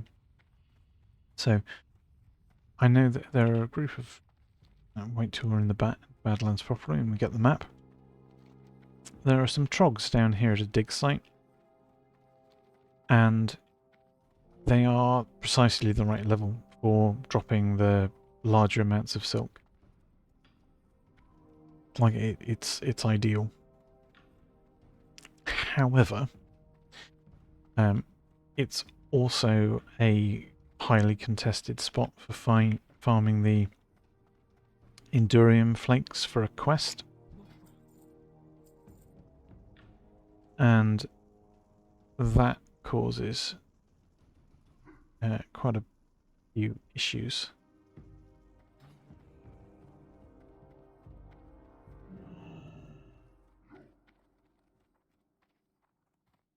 Loktar.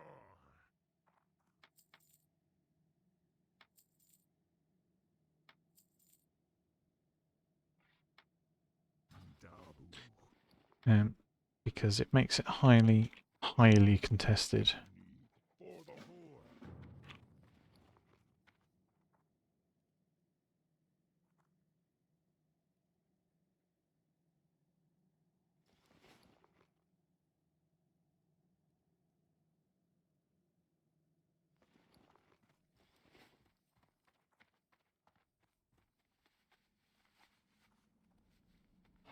So what I want to do...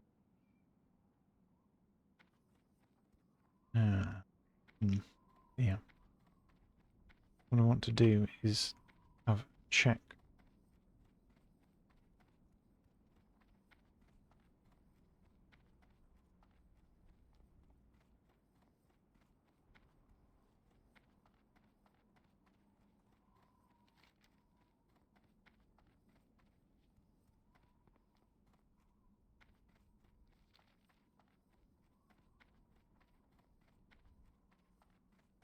Check for these dark iron dwarves up in Angel Fortress, because they do fit. They do fit better if they're the right level for dropping the cloth. And then they're not going to be contested like the other mobs are. And that will make the cloth farming considerably simpler. If you go to the Trog camp, then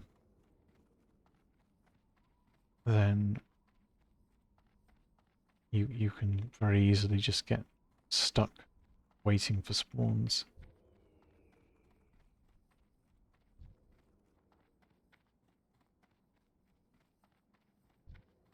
Which is not ideal. So that's 38.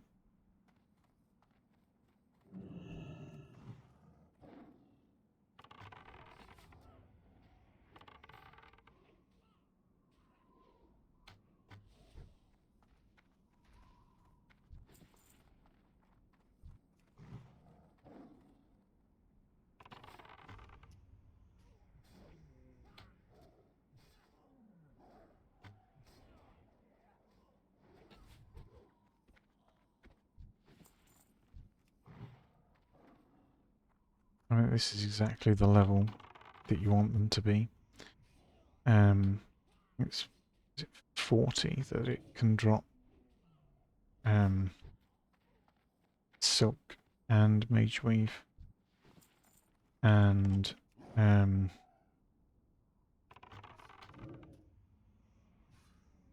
past 40 you only get mage weave. Like the cutoff is very much around there.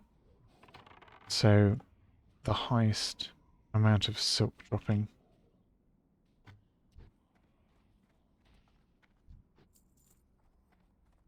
actually comes from like level 38, 39 mobs, which is just before you get the chance to drop either type or both types of cloth in some rare occurrences.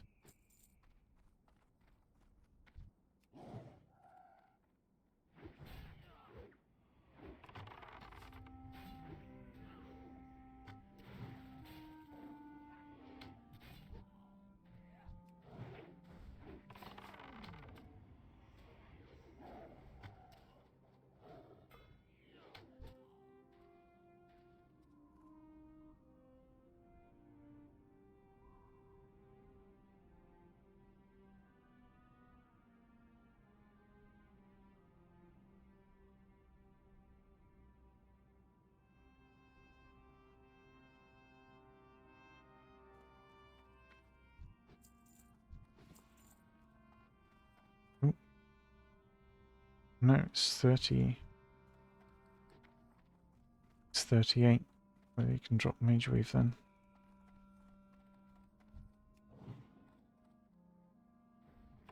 Either way, it does make these mobs the ideal candidates for cloth farming, the silk.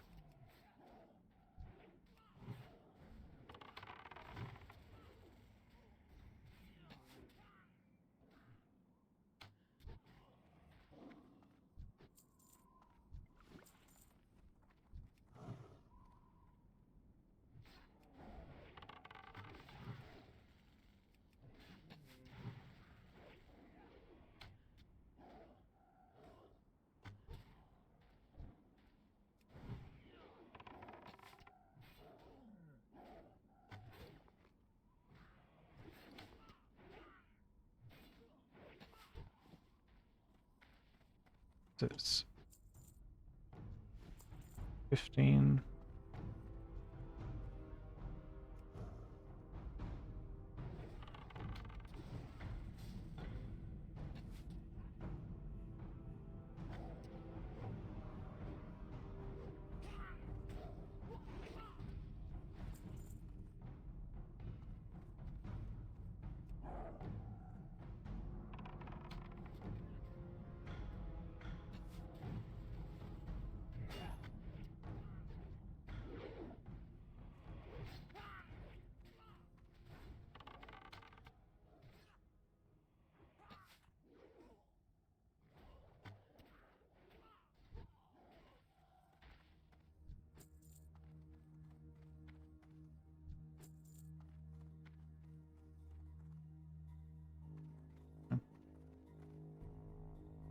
Well,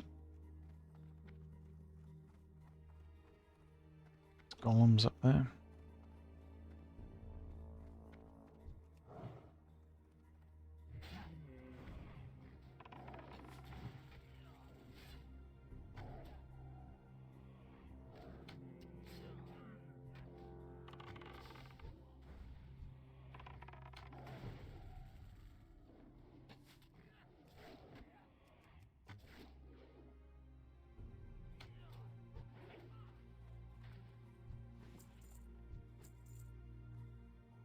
And one more cloth.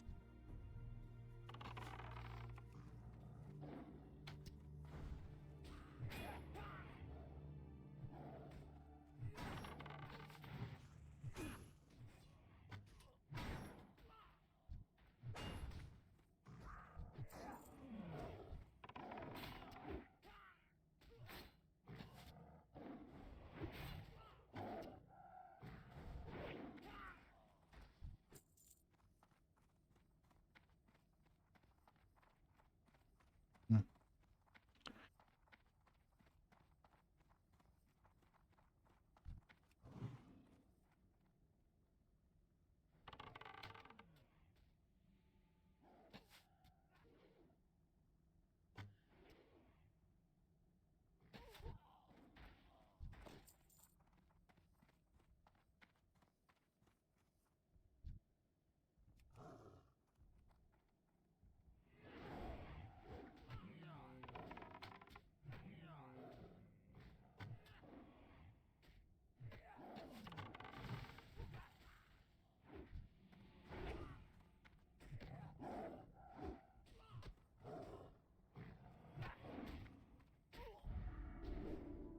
Priests. Kind of. There we go. That's the cloth anyway.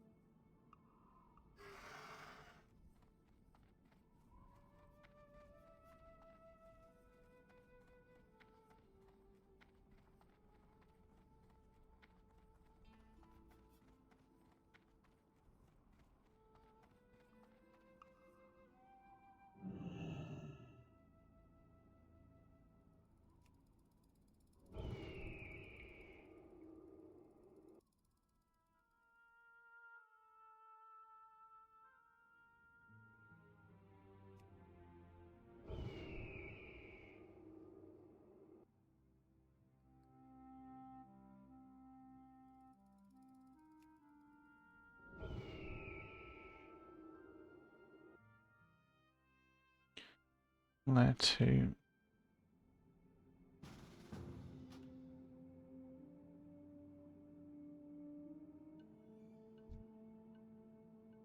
Check layer 1.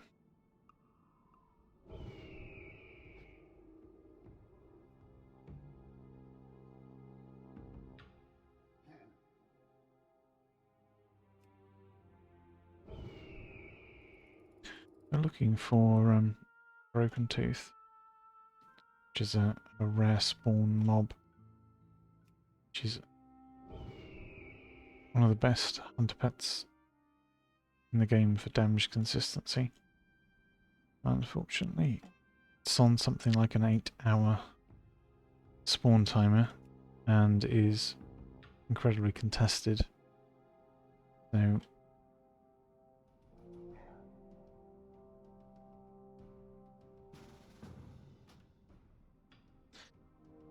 it's not a common thing to find, sadly. Worth trying for. If you're in the area, yeah, it's worth a check.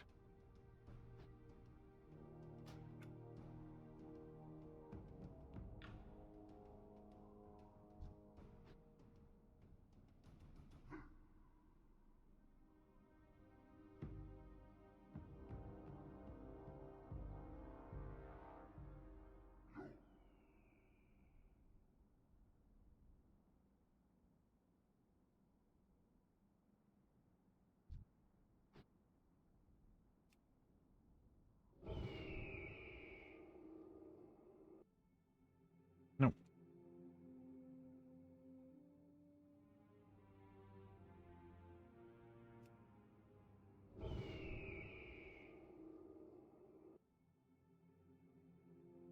Nope. And finally.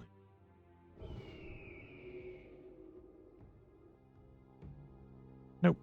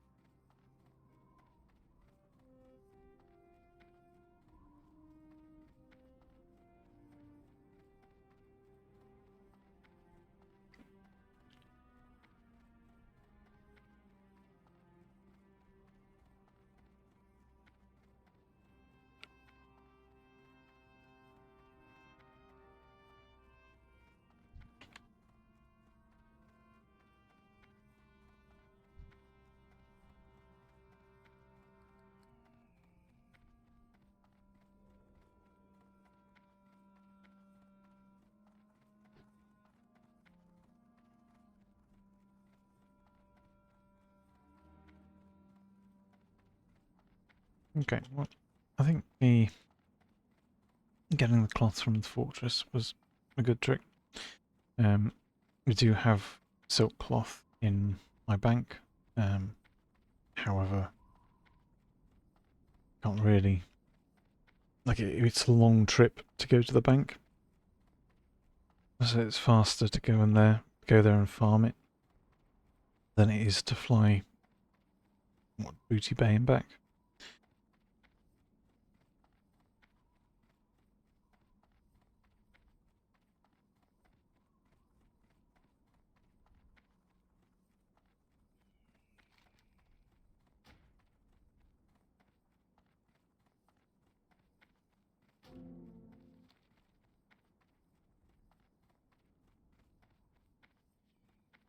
There does not seem to be any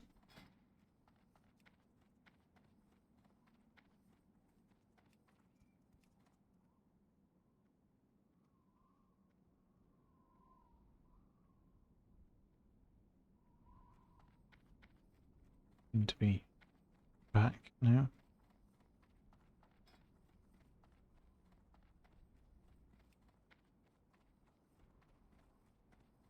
Where is it? Searing Gorge.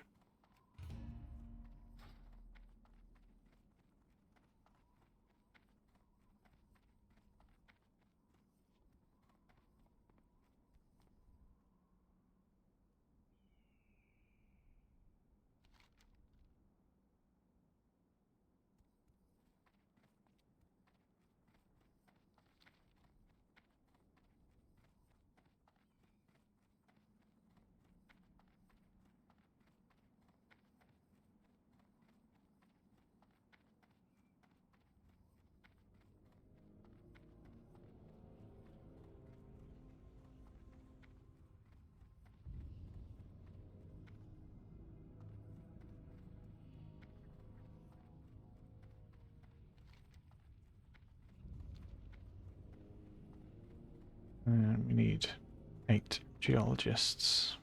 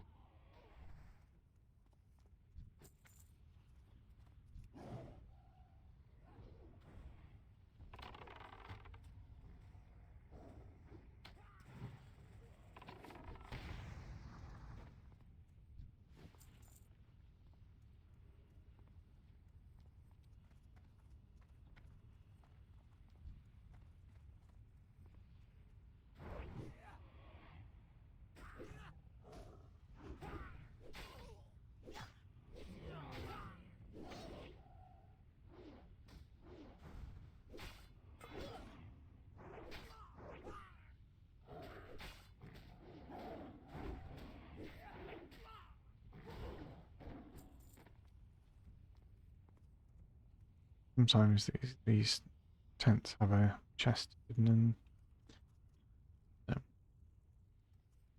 Worth checking.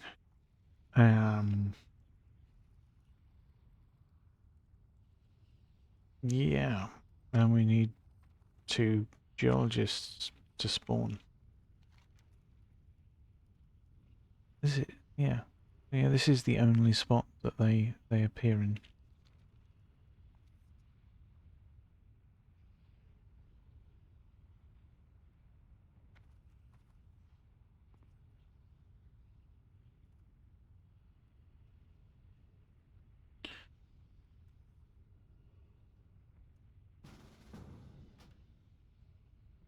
Don't know if we can. Probably got a lair cooldown at the moment.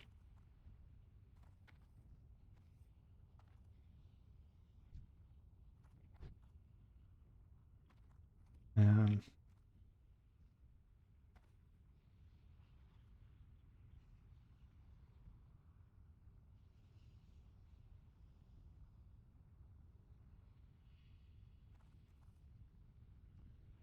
but we can see what's faster. Respawning geologists or layering cooldown.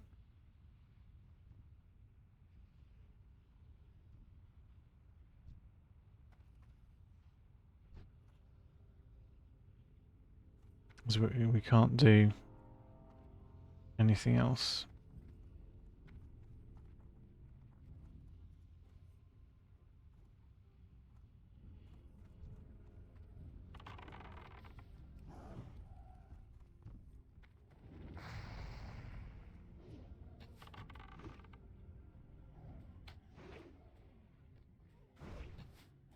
I picked up their social aggro annoyingly.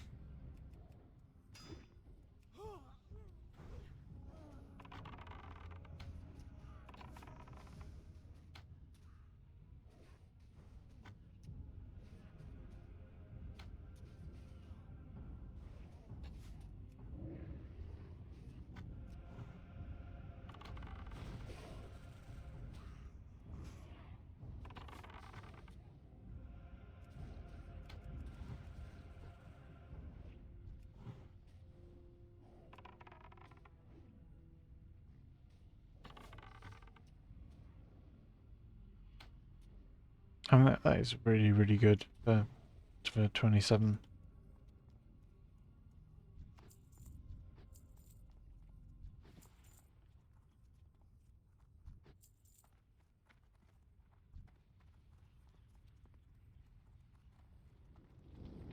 Holy.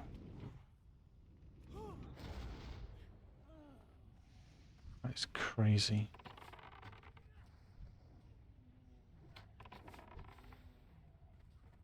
They pull like the entire camp. What?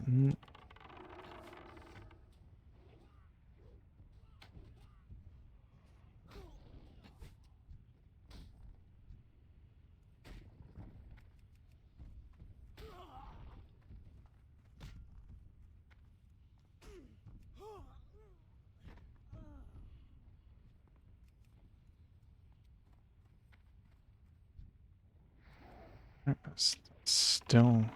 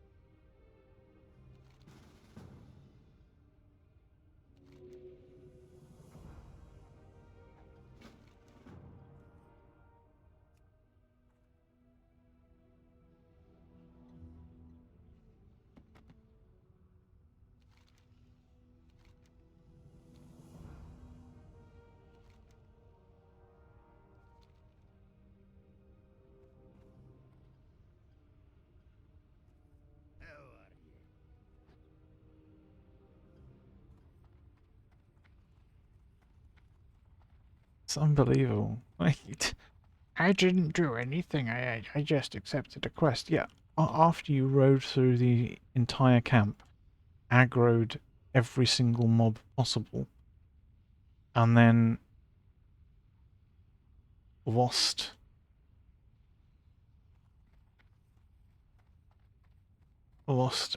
aggro and sent everything back onto me. Sure.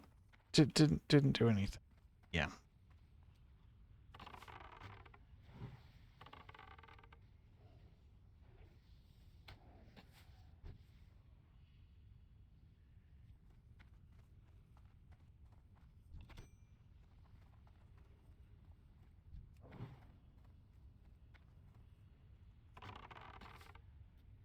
Hey, humongous pal. Yes, I am British.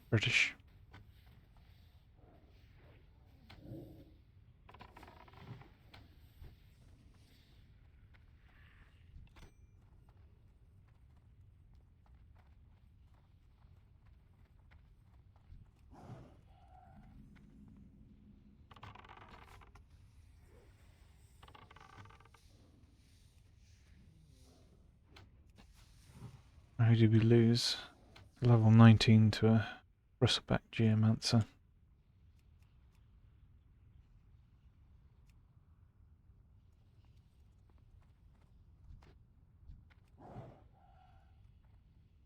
I'm super surprised they didn't realise what they'd done. I suppose all that they really thought that they did was ride through, accept a quest, and drop aggro again. But they social aggroed everything that they pulled through onto what I was fighting.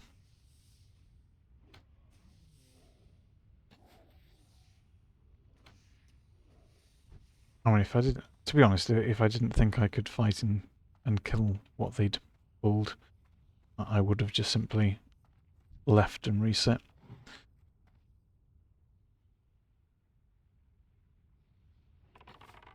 But there are certainly players who wouldn't have realised what was happening so soon. And they're the ones who'd have been like, caught up.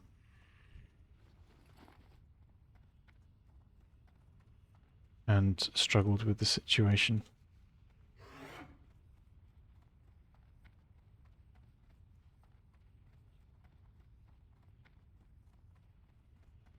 No, they didn't buff. I didn't think that they even thought that they'd done anything wrong or problematic. But like they sort of cut the corner at the camp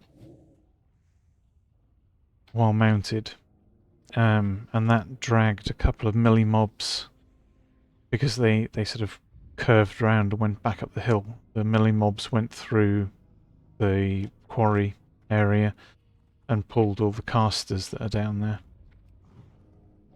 And then when they rode like far enough in the opposite direction to drop out of combat again and to pick up the quest, of course everything just ran back to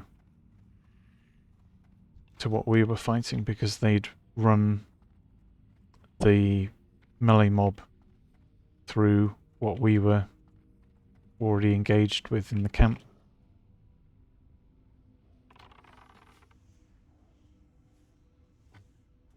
And I suppose if you don't really know about how social aggro works, you're not going to realise what's going on so easily. But I mean, if you've got to level 52, you should probably know something about that by now.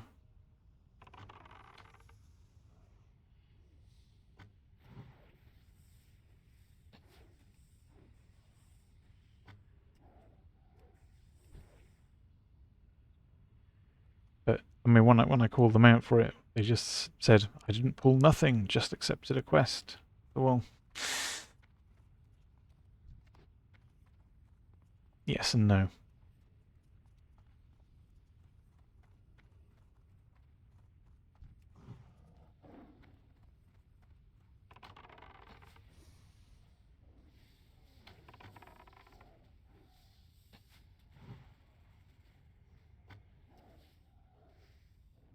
There are, but people are lazy, you know? Yeah, I mean, I've met people who play hardcore that have not even played World of Warcraft before. You know, they've decided like, they enjoy hardcore games, or they liked the idea of it, and they thought, well, why not do that as the first thing? And so they're coming in quite blind to the whole experience.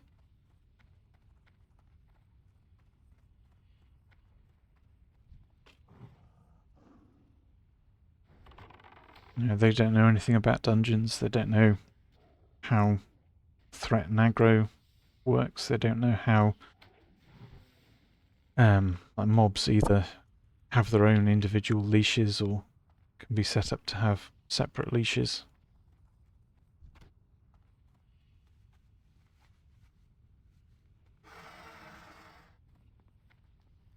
You never know exactly what sort of play you're dealing with. Although you would somewhat hope that if someone's got to level 52, that they're going to have picked up some of that. It's by no means a guarantee, unfortunately.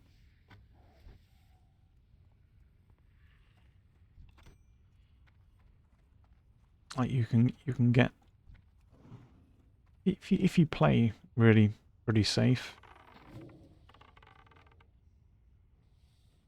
You know, even new players can make it to high level. A lot of them tend not to, of course.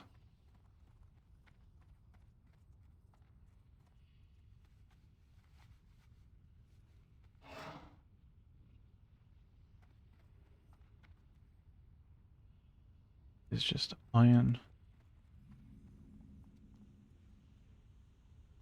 Grab the mist. No, I've got a 60 warrior, and a 60 warlock that died previously. The warrior is still alive, but the warlock is not. And this will be our third 60 total.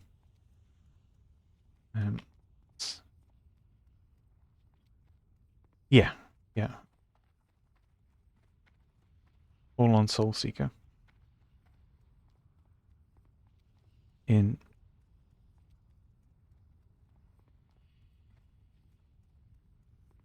My aim at the moment is to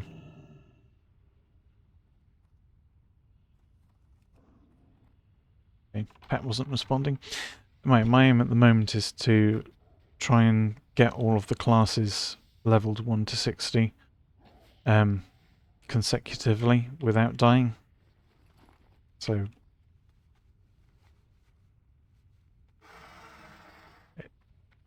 possibly a bit too much of a challenge, I don't know. But I want to see if it's possible.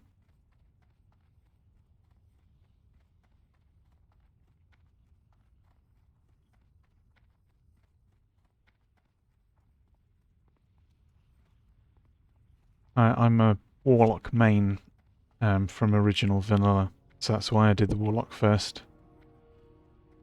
Well, I do enjoy endgame content. I mostly enjoy tanking endgame content rather than anything else, or healing.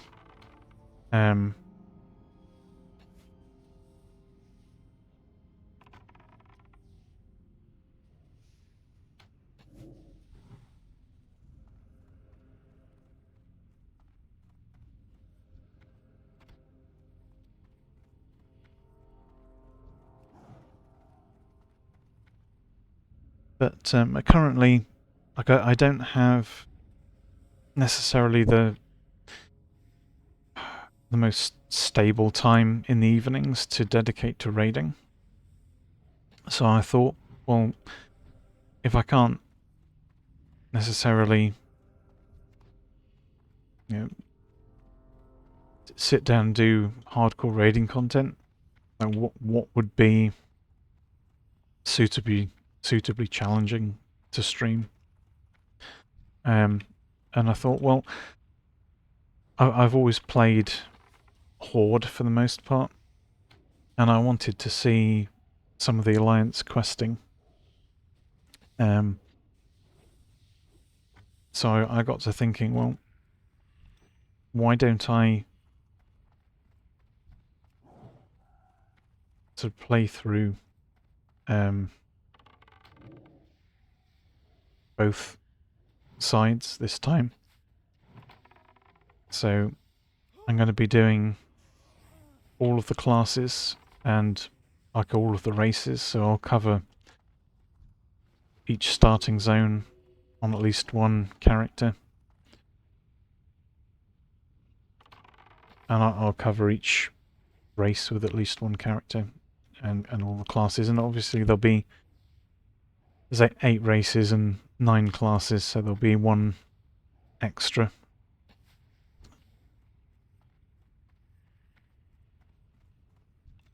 That will be a duplicate.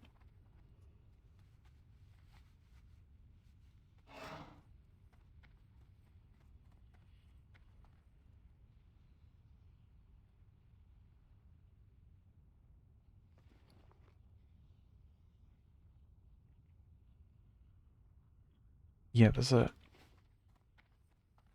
I do still want to do some tanking with the warrior, but I'm not sure if I should do that sooner rather than later, or not.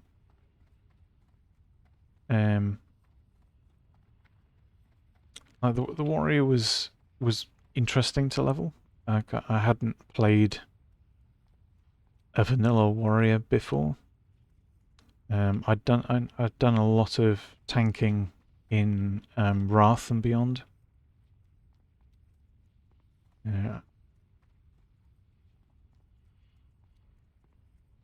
I'm pleased the warrior is done and out of the way though. It means I can tank dungeons on it if I want to.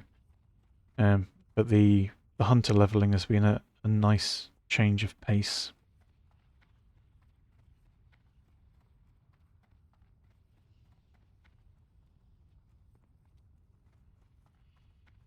Leveling the warrior, you sort of always a feeling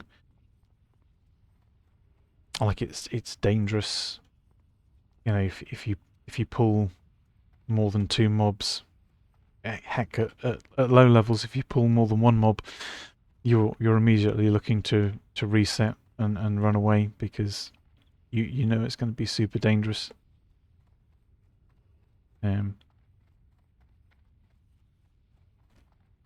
Hunter feels like easy mode is the only way I can put it. Levels 1 to 10, you're doing a lot of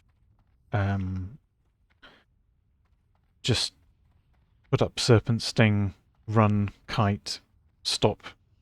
Like you need to know your bow attack speed.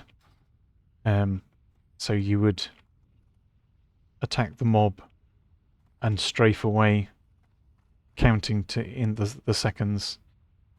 If you don't have a like a bow swing timer, the easiest way I can suggest doing it is getting used to your character's like walking steps. So you know how many steps to take before your auto attack is ready again. So you'd fire off your auto attack, followed by serpent sting. You'd strafe away, 2, 3, 4, 5, stop, and because you're facing sideways, you will fire off your auto attack, and then you can 1, 2, 3, 4, 5 stop, do it again. There's a lot of kiting to play Hunter 1 to 9 efficiently. That's what you want to do. A lot of people instead stand still, fire off their auto attack and serpent sting, just let the mob run to them, and then auto attack and raptor strike. That's really bad. You lose a lot of health doing that, and it makes your 1 to 10 journey really kind of painful and not very fun. Like doing the kiting is much better. You need something? See you around. Like proper hunter play. Mm.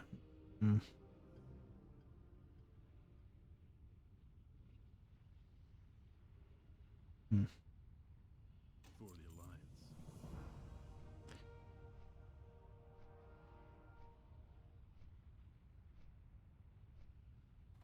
Can I help you? Be careful. Once you've got your pet, however, the hunter pets are super strong. You get to train your pet with various abilities. So one of the abilities you've got is natural armor, which makes your pet, whether it's naturally a tank or not, like super tanky. We've just hit 54, so we can actually go and train rank 9 now. That's 810 armor, I believe.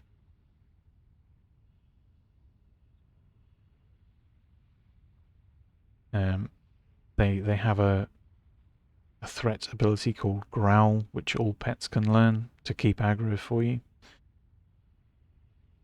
And they can also train a stamina ability to be even more tanky. Although, you know, that's... ours has got rank 7. It's only an extra 210 health, which is about... well, it's less than 10%. Or around 10% bonus health at the moment. There are...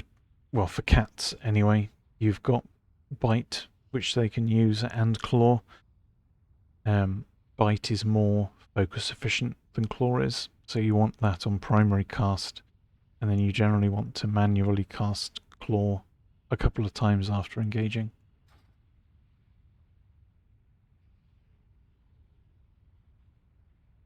Yeah, priest leveling can be slow, admittedly. I do like priest leveling though. I think it feels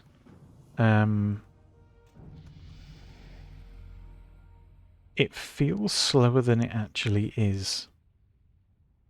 I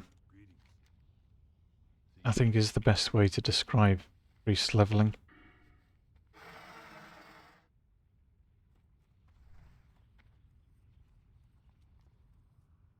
Yes, so I went Beast Mastery for leveling. Thank you. Yeah, I went Beast Mastery for leveling. You get improved aspect of the Hawk, so you've got a proc chance for increased attack speed. You increase the armor of your pet to make it more tanky, which is super useful. And improved revive, so if it ever does die, it reduces the mana cost of the revive, which is nice.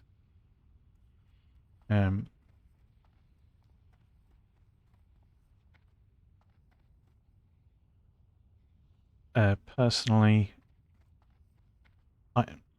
when you're initially leveling, you want to go with pathfinding, and when you don't have a mount, pathfinding can also help with outdistancing and outpacing things later on. If you want to do lots of kiting to kill stronger elites that you can't simply tank. But for general leveling purposes, you want the damage. Once you've got a mount anyway.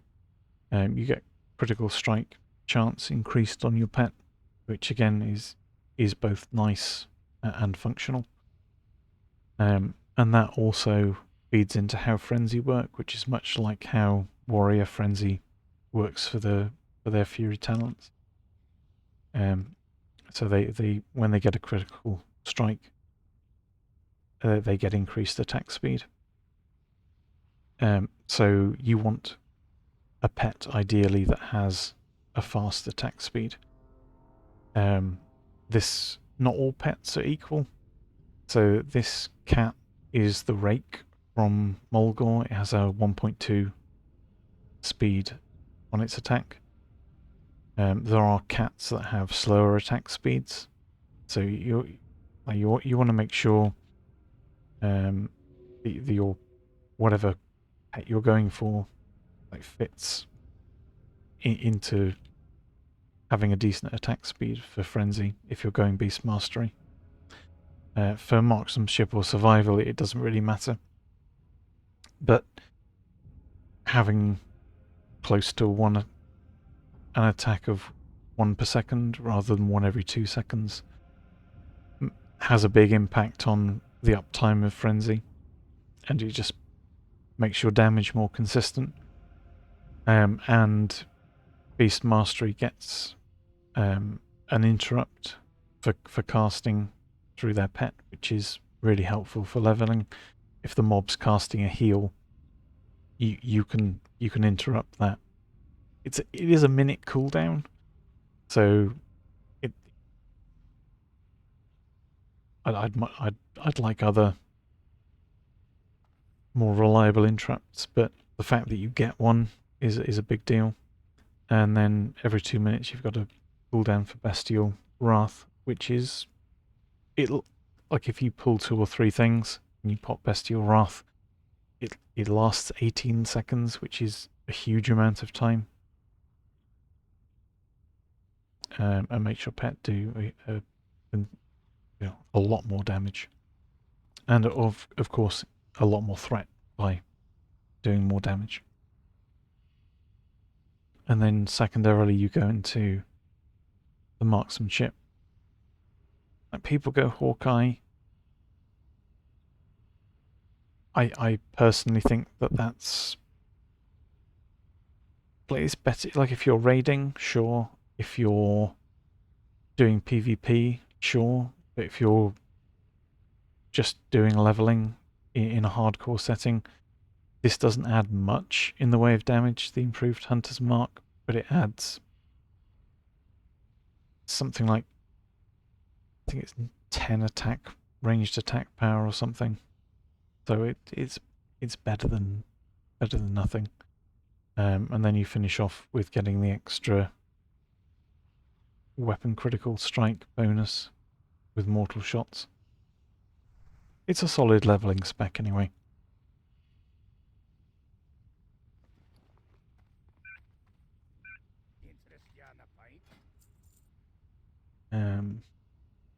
We get rid of. Don't need any of that. Don't need that. Feed the pet. Done with that now.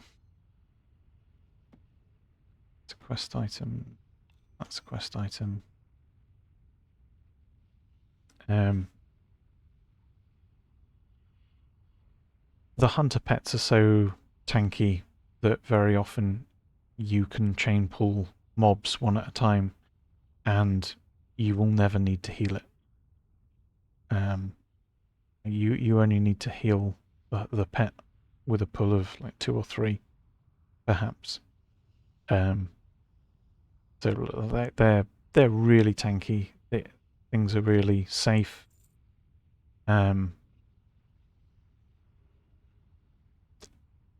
just a really solid class. After playing and leveling the warrior, it kind of feels a bit like easy mode. Honestly. But I wanted a change of pace from warrior. Because warrior was... It felt really slow, but I don't think it actually is really slow. It just feels that way.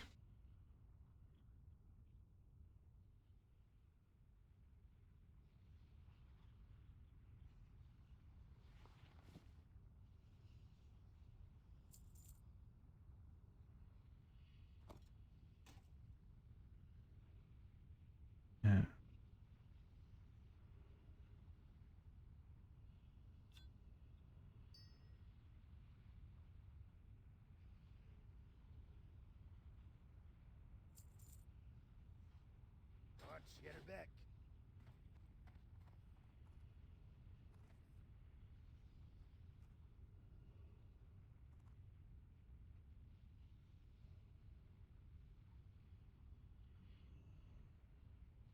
So all of the characters that I'm leveling in hardcore, I'm doing as self-found. So I can't use the auction house, I can't trade, I can't use the mail.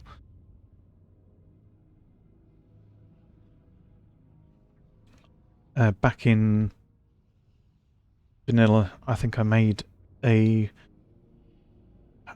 warrior low-level battleground twink, and that did feel like super crazy. Like you did ridiculous amounts of damage. And it felt awesome. So it's like so did rogues in as battleground twinks back then. They felt ridiculous. It was a lot of fun, but they felt ridiculous. Like you were like level 19 or 29 or whatever it might be, and you had the best BOEs for your level bracket with double Crusader on dual wield. And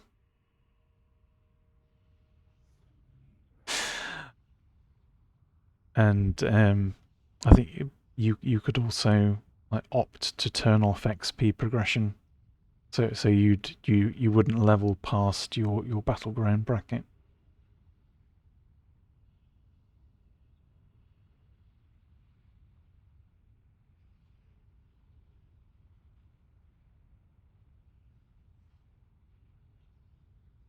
You know, as I said, it was the whole point was playing totally twinked low level characters for battlegrounds, and making like pre-made groups for it.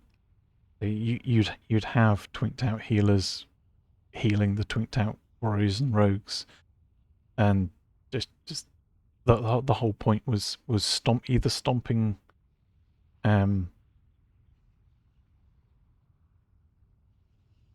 a pug, or you'd come up against another pre-made that was doing the same, and you'd have some amazing epic low-level battles.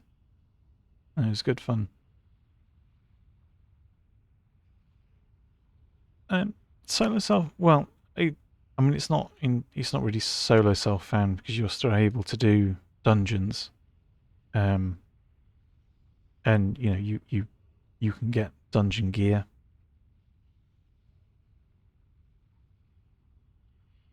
I don't think it's as hard as people think. The only thing I really miss is like not having enchants on gear. But it's not as impactful as you might think. And I mean, when you're leveling, you're kind of restricted in what professions you can take. A lot of classes, I think herb and alchemy feels really good. Time consuming? I don't think it's time consuming. I think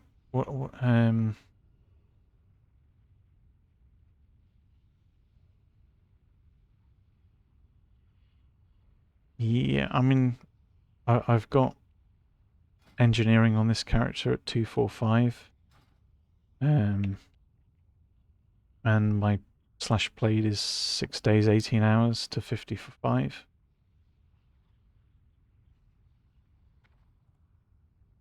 I mean, there are some things that I can't craft easily with engineering.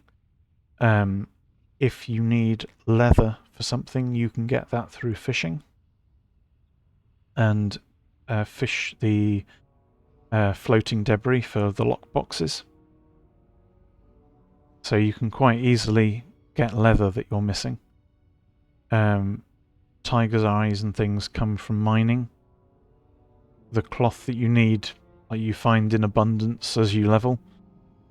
It's it's not a problem. There are some recipes that you're not going to find, probably. Like I don't have a parachute cloak, for example, because it's just a world drop. It's not an uncommon world drop, but it's not so common that you just get it as you level, you know?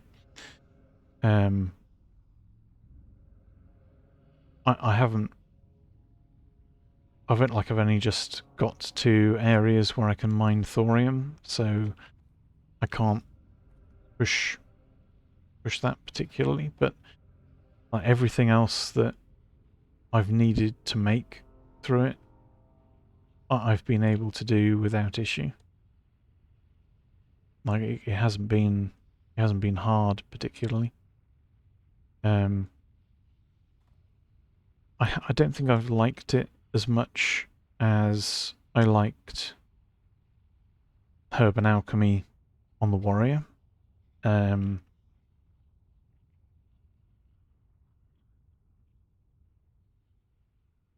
think when I do a Shaman, I'll probably go Herb and Alchemy rather than Engineering.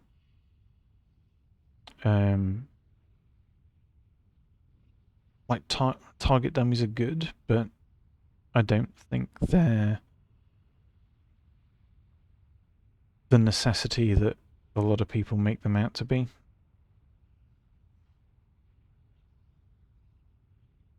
At least I certainly felt fine tanking all of the dungeons on a warrior without target dummies.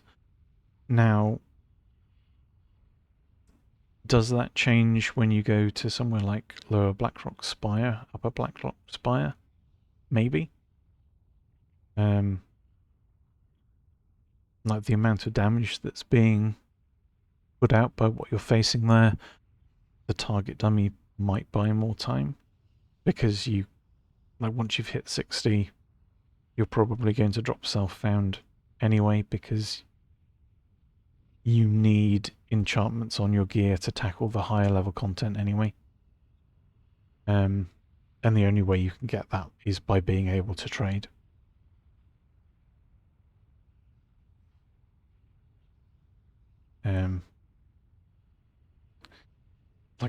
Enchanting is a profession that you can't do self-found, or rather, you can do it, but it needs an insane amount of other profession leveling in order to obtain it, because you would need to do, was it alchemy, to get some of the reagents that you need for enchanting, and then you need to do blacksmithing to self-craft your own enchanting rods to be able to level your enchanting. I think there's a third profession that you need to do as well to give you access to something else. Like you can't self-found enchanting without a ridiculous amount of effort, essentially.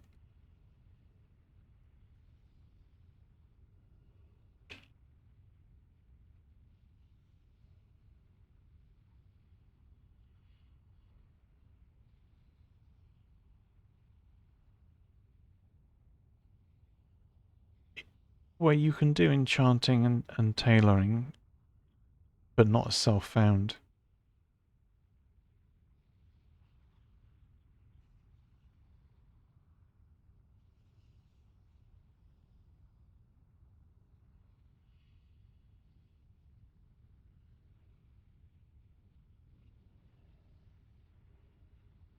Herbalism and alchemy, I think, is by far the easiest profession combination to do self-found.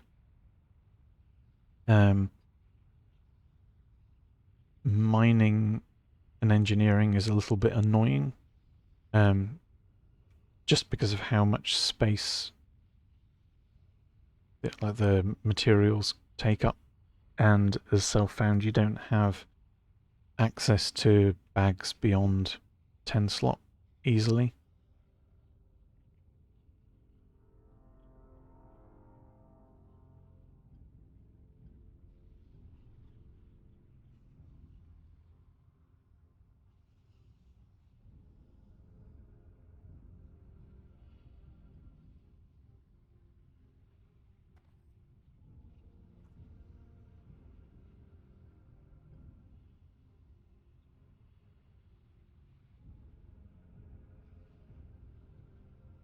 And nature protection you can buy from a vendor, so that's not an issue. Stone skin, like the defensive potion, you can buy from a vendor as well. It's one of the reasons why I went with that for the warrior, because I wanted the extra defensive potions as well as the troll's blood potions to provide sort of more survivability and like regen during combat.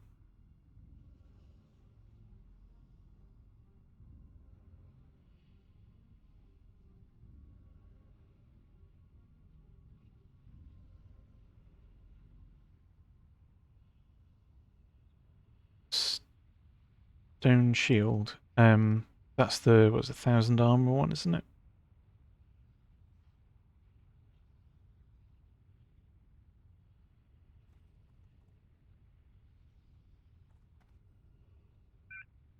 Yeah, you get that from a quest in Badlands. It's not a world drop. I had that on the warrior. It was good for tanking dungeons, but it was not good as an open world potion to use at all. It added, I think it was 10% damage reduction, but the healing potion that you have access to at that level heals considerably more than 10% of your health.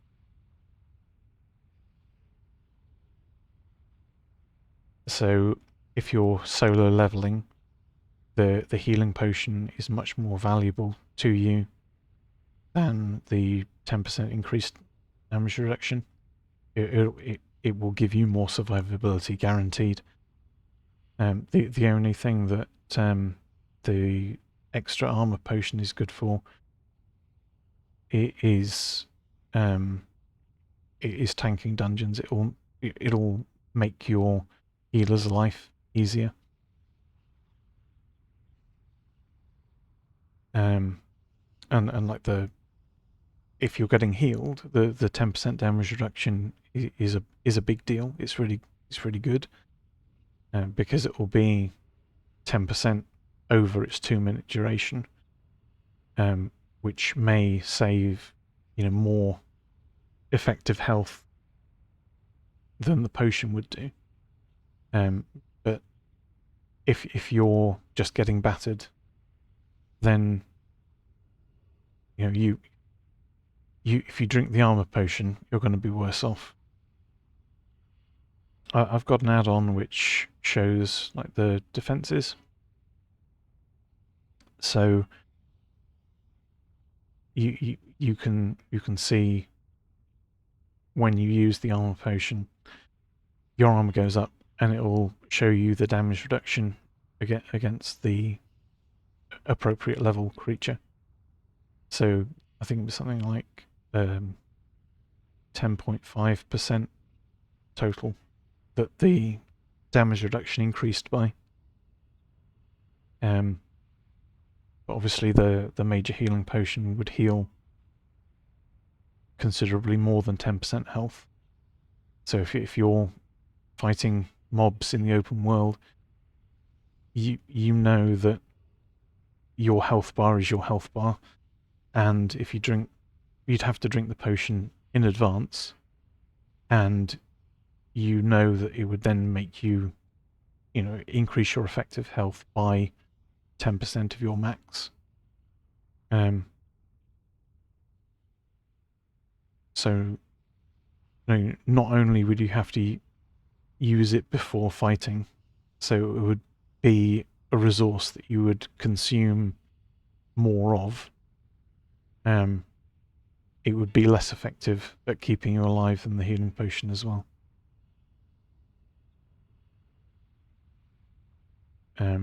But it was still possible to craft them as self-found, because you can, even if you're not a miner, you can find mithril ore that's used to make those potions, either in chests in the world or again fished up in the lockboxes.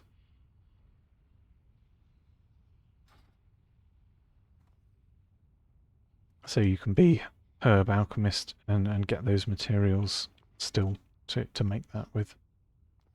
So it was good for dungeons, but not for solo questing. How are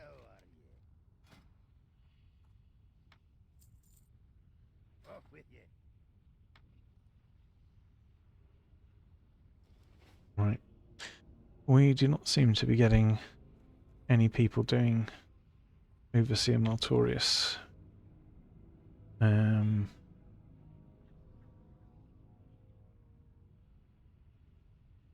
Let's see if there's anything I can do. It's a dungeon, and in that's Felwood. Those two quests are together.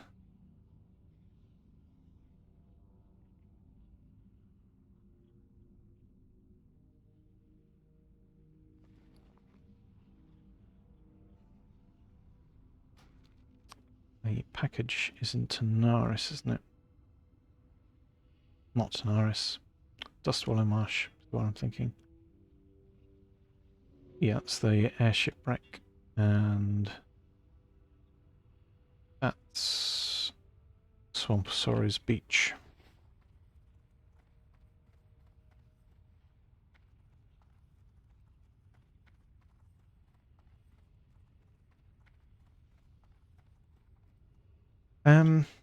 I mean, I just keep it topped up.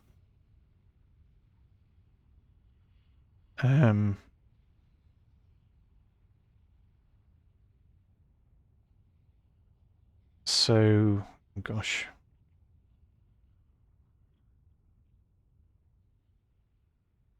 Like one bag of arrows generally does most of a zone's worth of questing, or half a zone's worth of questing.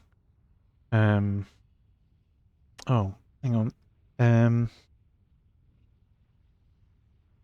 I was running low on arrows when I was doing Tanaris, and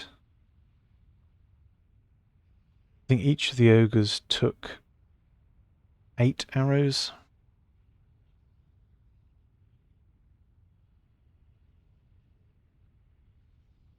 It's never been an issue to the point where I've never been like mid dungeon and running low,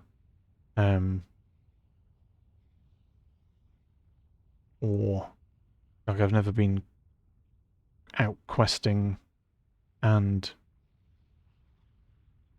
like when I ran out of arrows in Tanaris, I think I'd done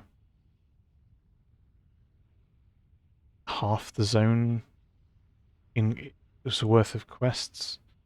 Like I'd done a lot, and I'd also farmed for the thistle shrub dewgland, so it drops relatively quickly, but it's still quite a lot of extra things I had to fight. No, I just refill the quiver when I get back to somewhere to buy arrows.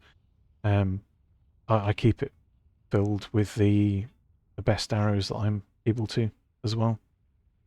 There's no reason to be a cheapskate with arrows. I've, as you can see from what's training, we've kept completely up to date with all skills from all levels. We've got our mount. We've got all of the bag slots bought in the bank, except for the last one, which costs 100 gold. But we've got enough gold to purchase that as well.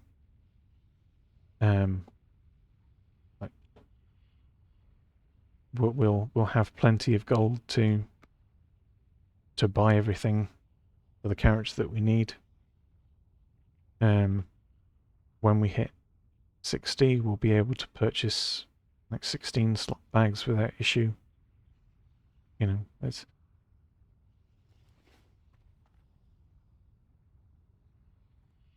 I don't think self-found is as hard as people think it is. Like, yes, you can't buy things off the auction house, and yes, you can't sell them, but while it forces you to level with the gear that you've found, you're not tempted to like waste gold on things that you don't need. And like I think a lot of people get baited into buying item replacements more often than they necessarily need to, and that costs them money. And I mean, all I've done is just follow the quests per zone on repeat, and we've got more than enough to cover everything that we need to spend.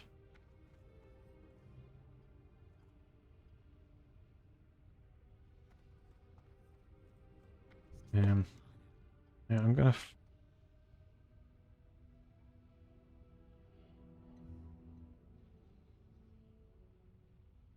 I'll fly back to Kargath.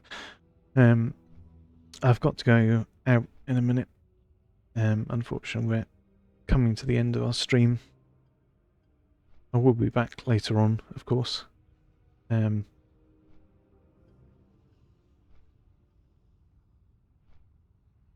we need to take a little break.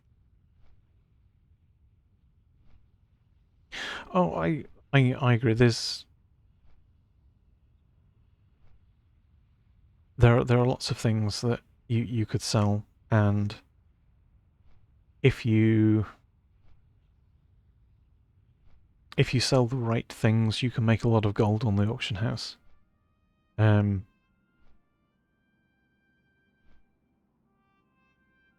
There's not much that I keep. Generally, all the greens just insta vendor because you don't have the space. The only things I have been keeping are things like this helm that we found today. It's a decent BOE. It'll sell. It can, but when I hit 60, I'll be able to auction house it or advertise it in trade chat.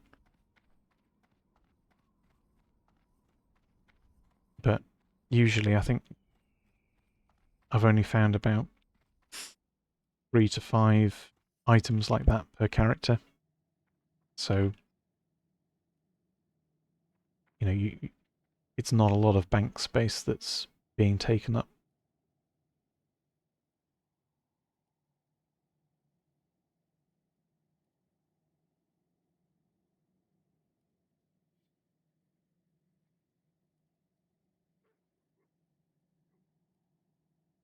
Anyway, unfortunately, it is time to end the stream. I hope to catch you around another time.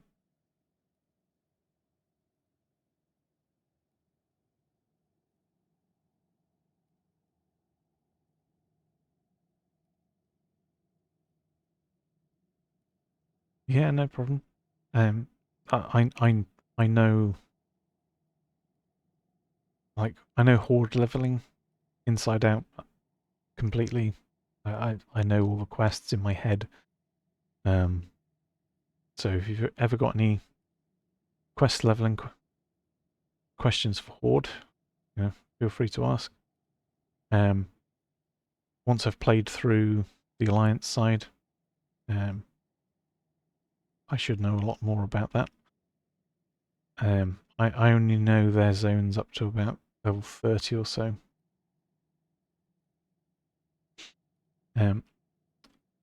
Anyway, I said I do unfortunately need to end the stream and head out. So I have to say thank you very much for watching. It's been a pleasure talking to you, and I will see you next time.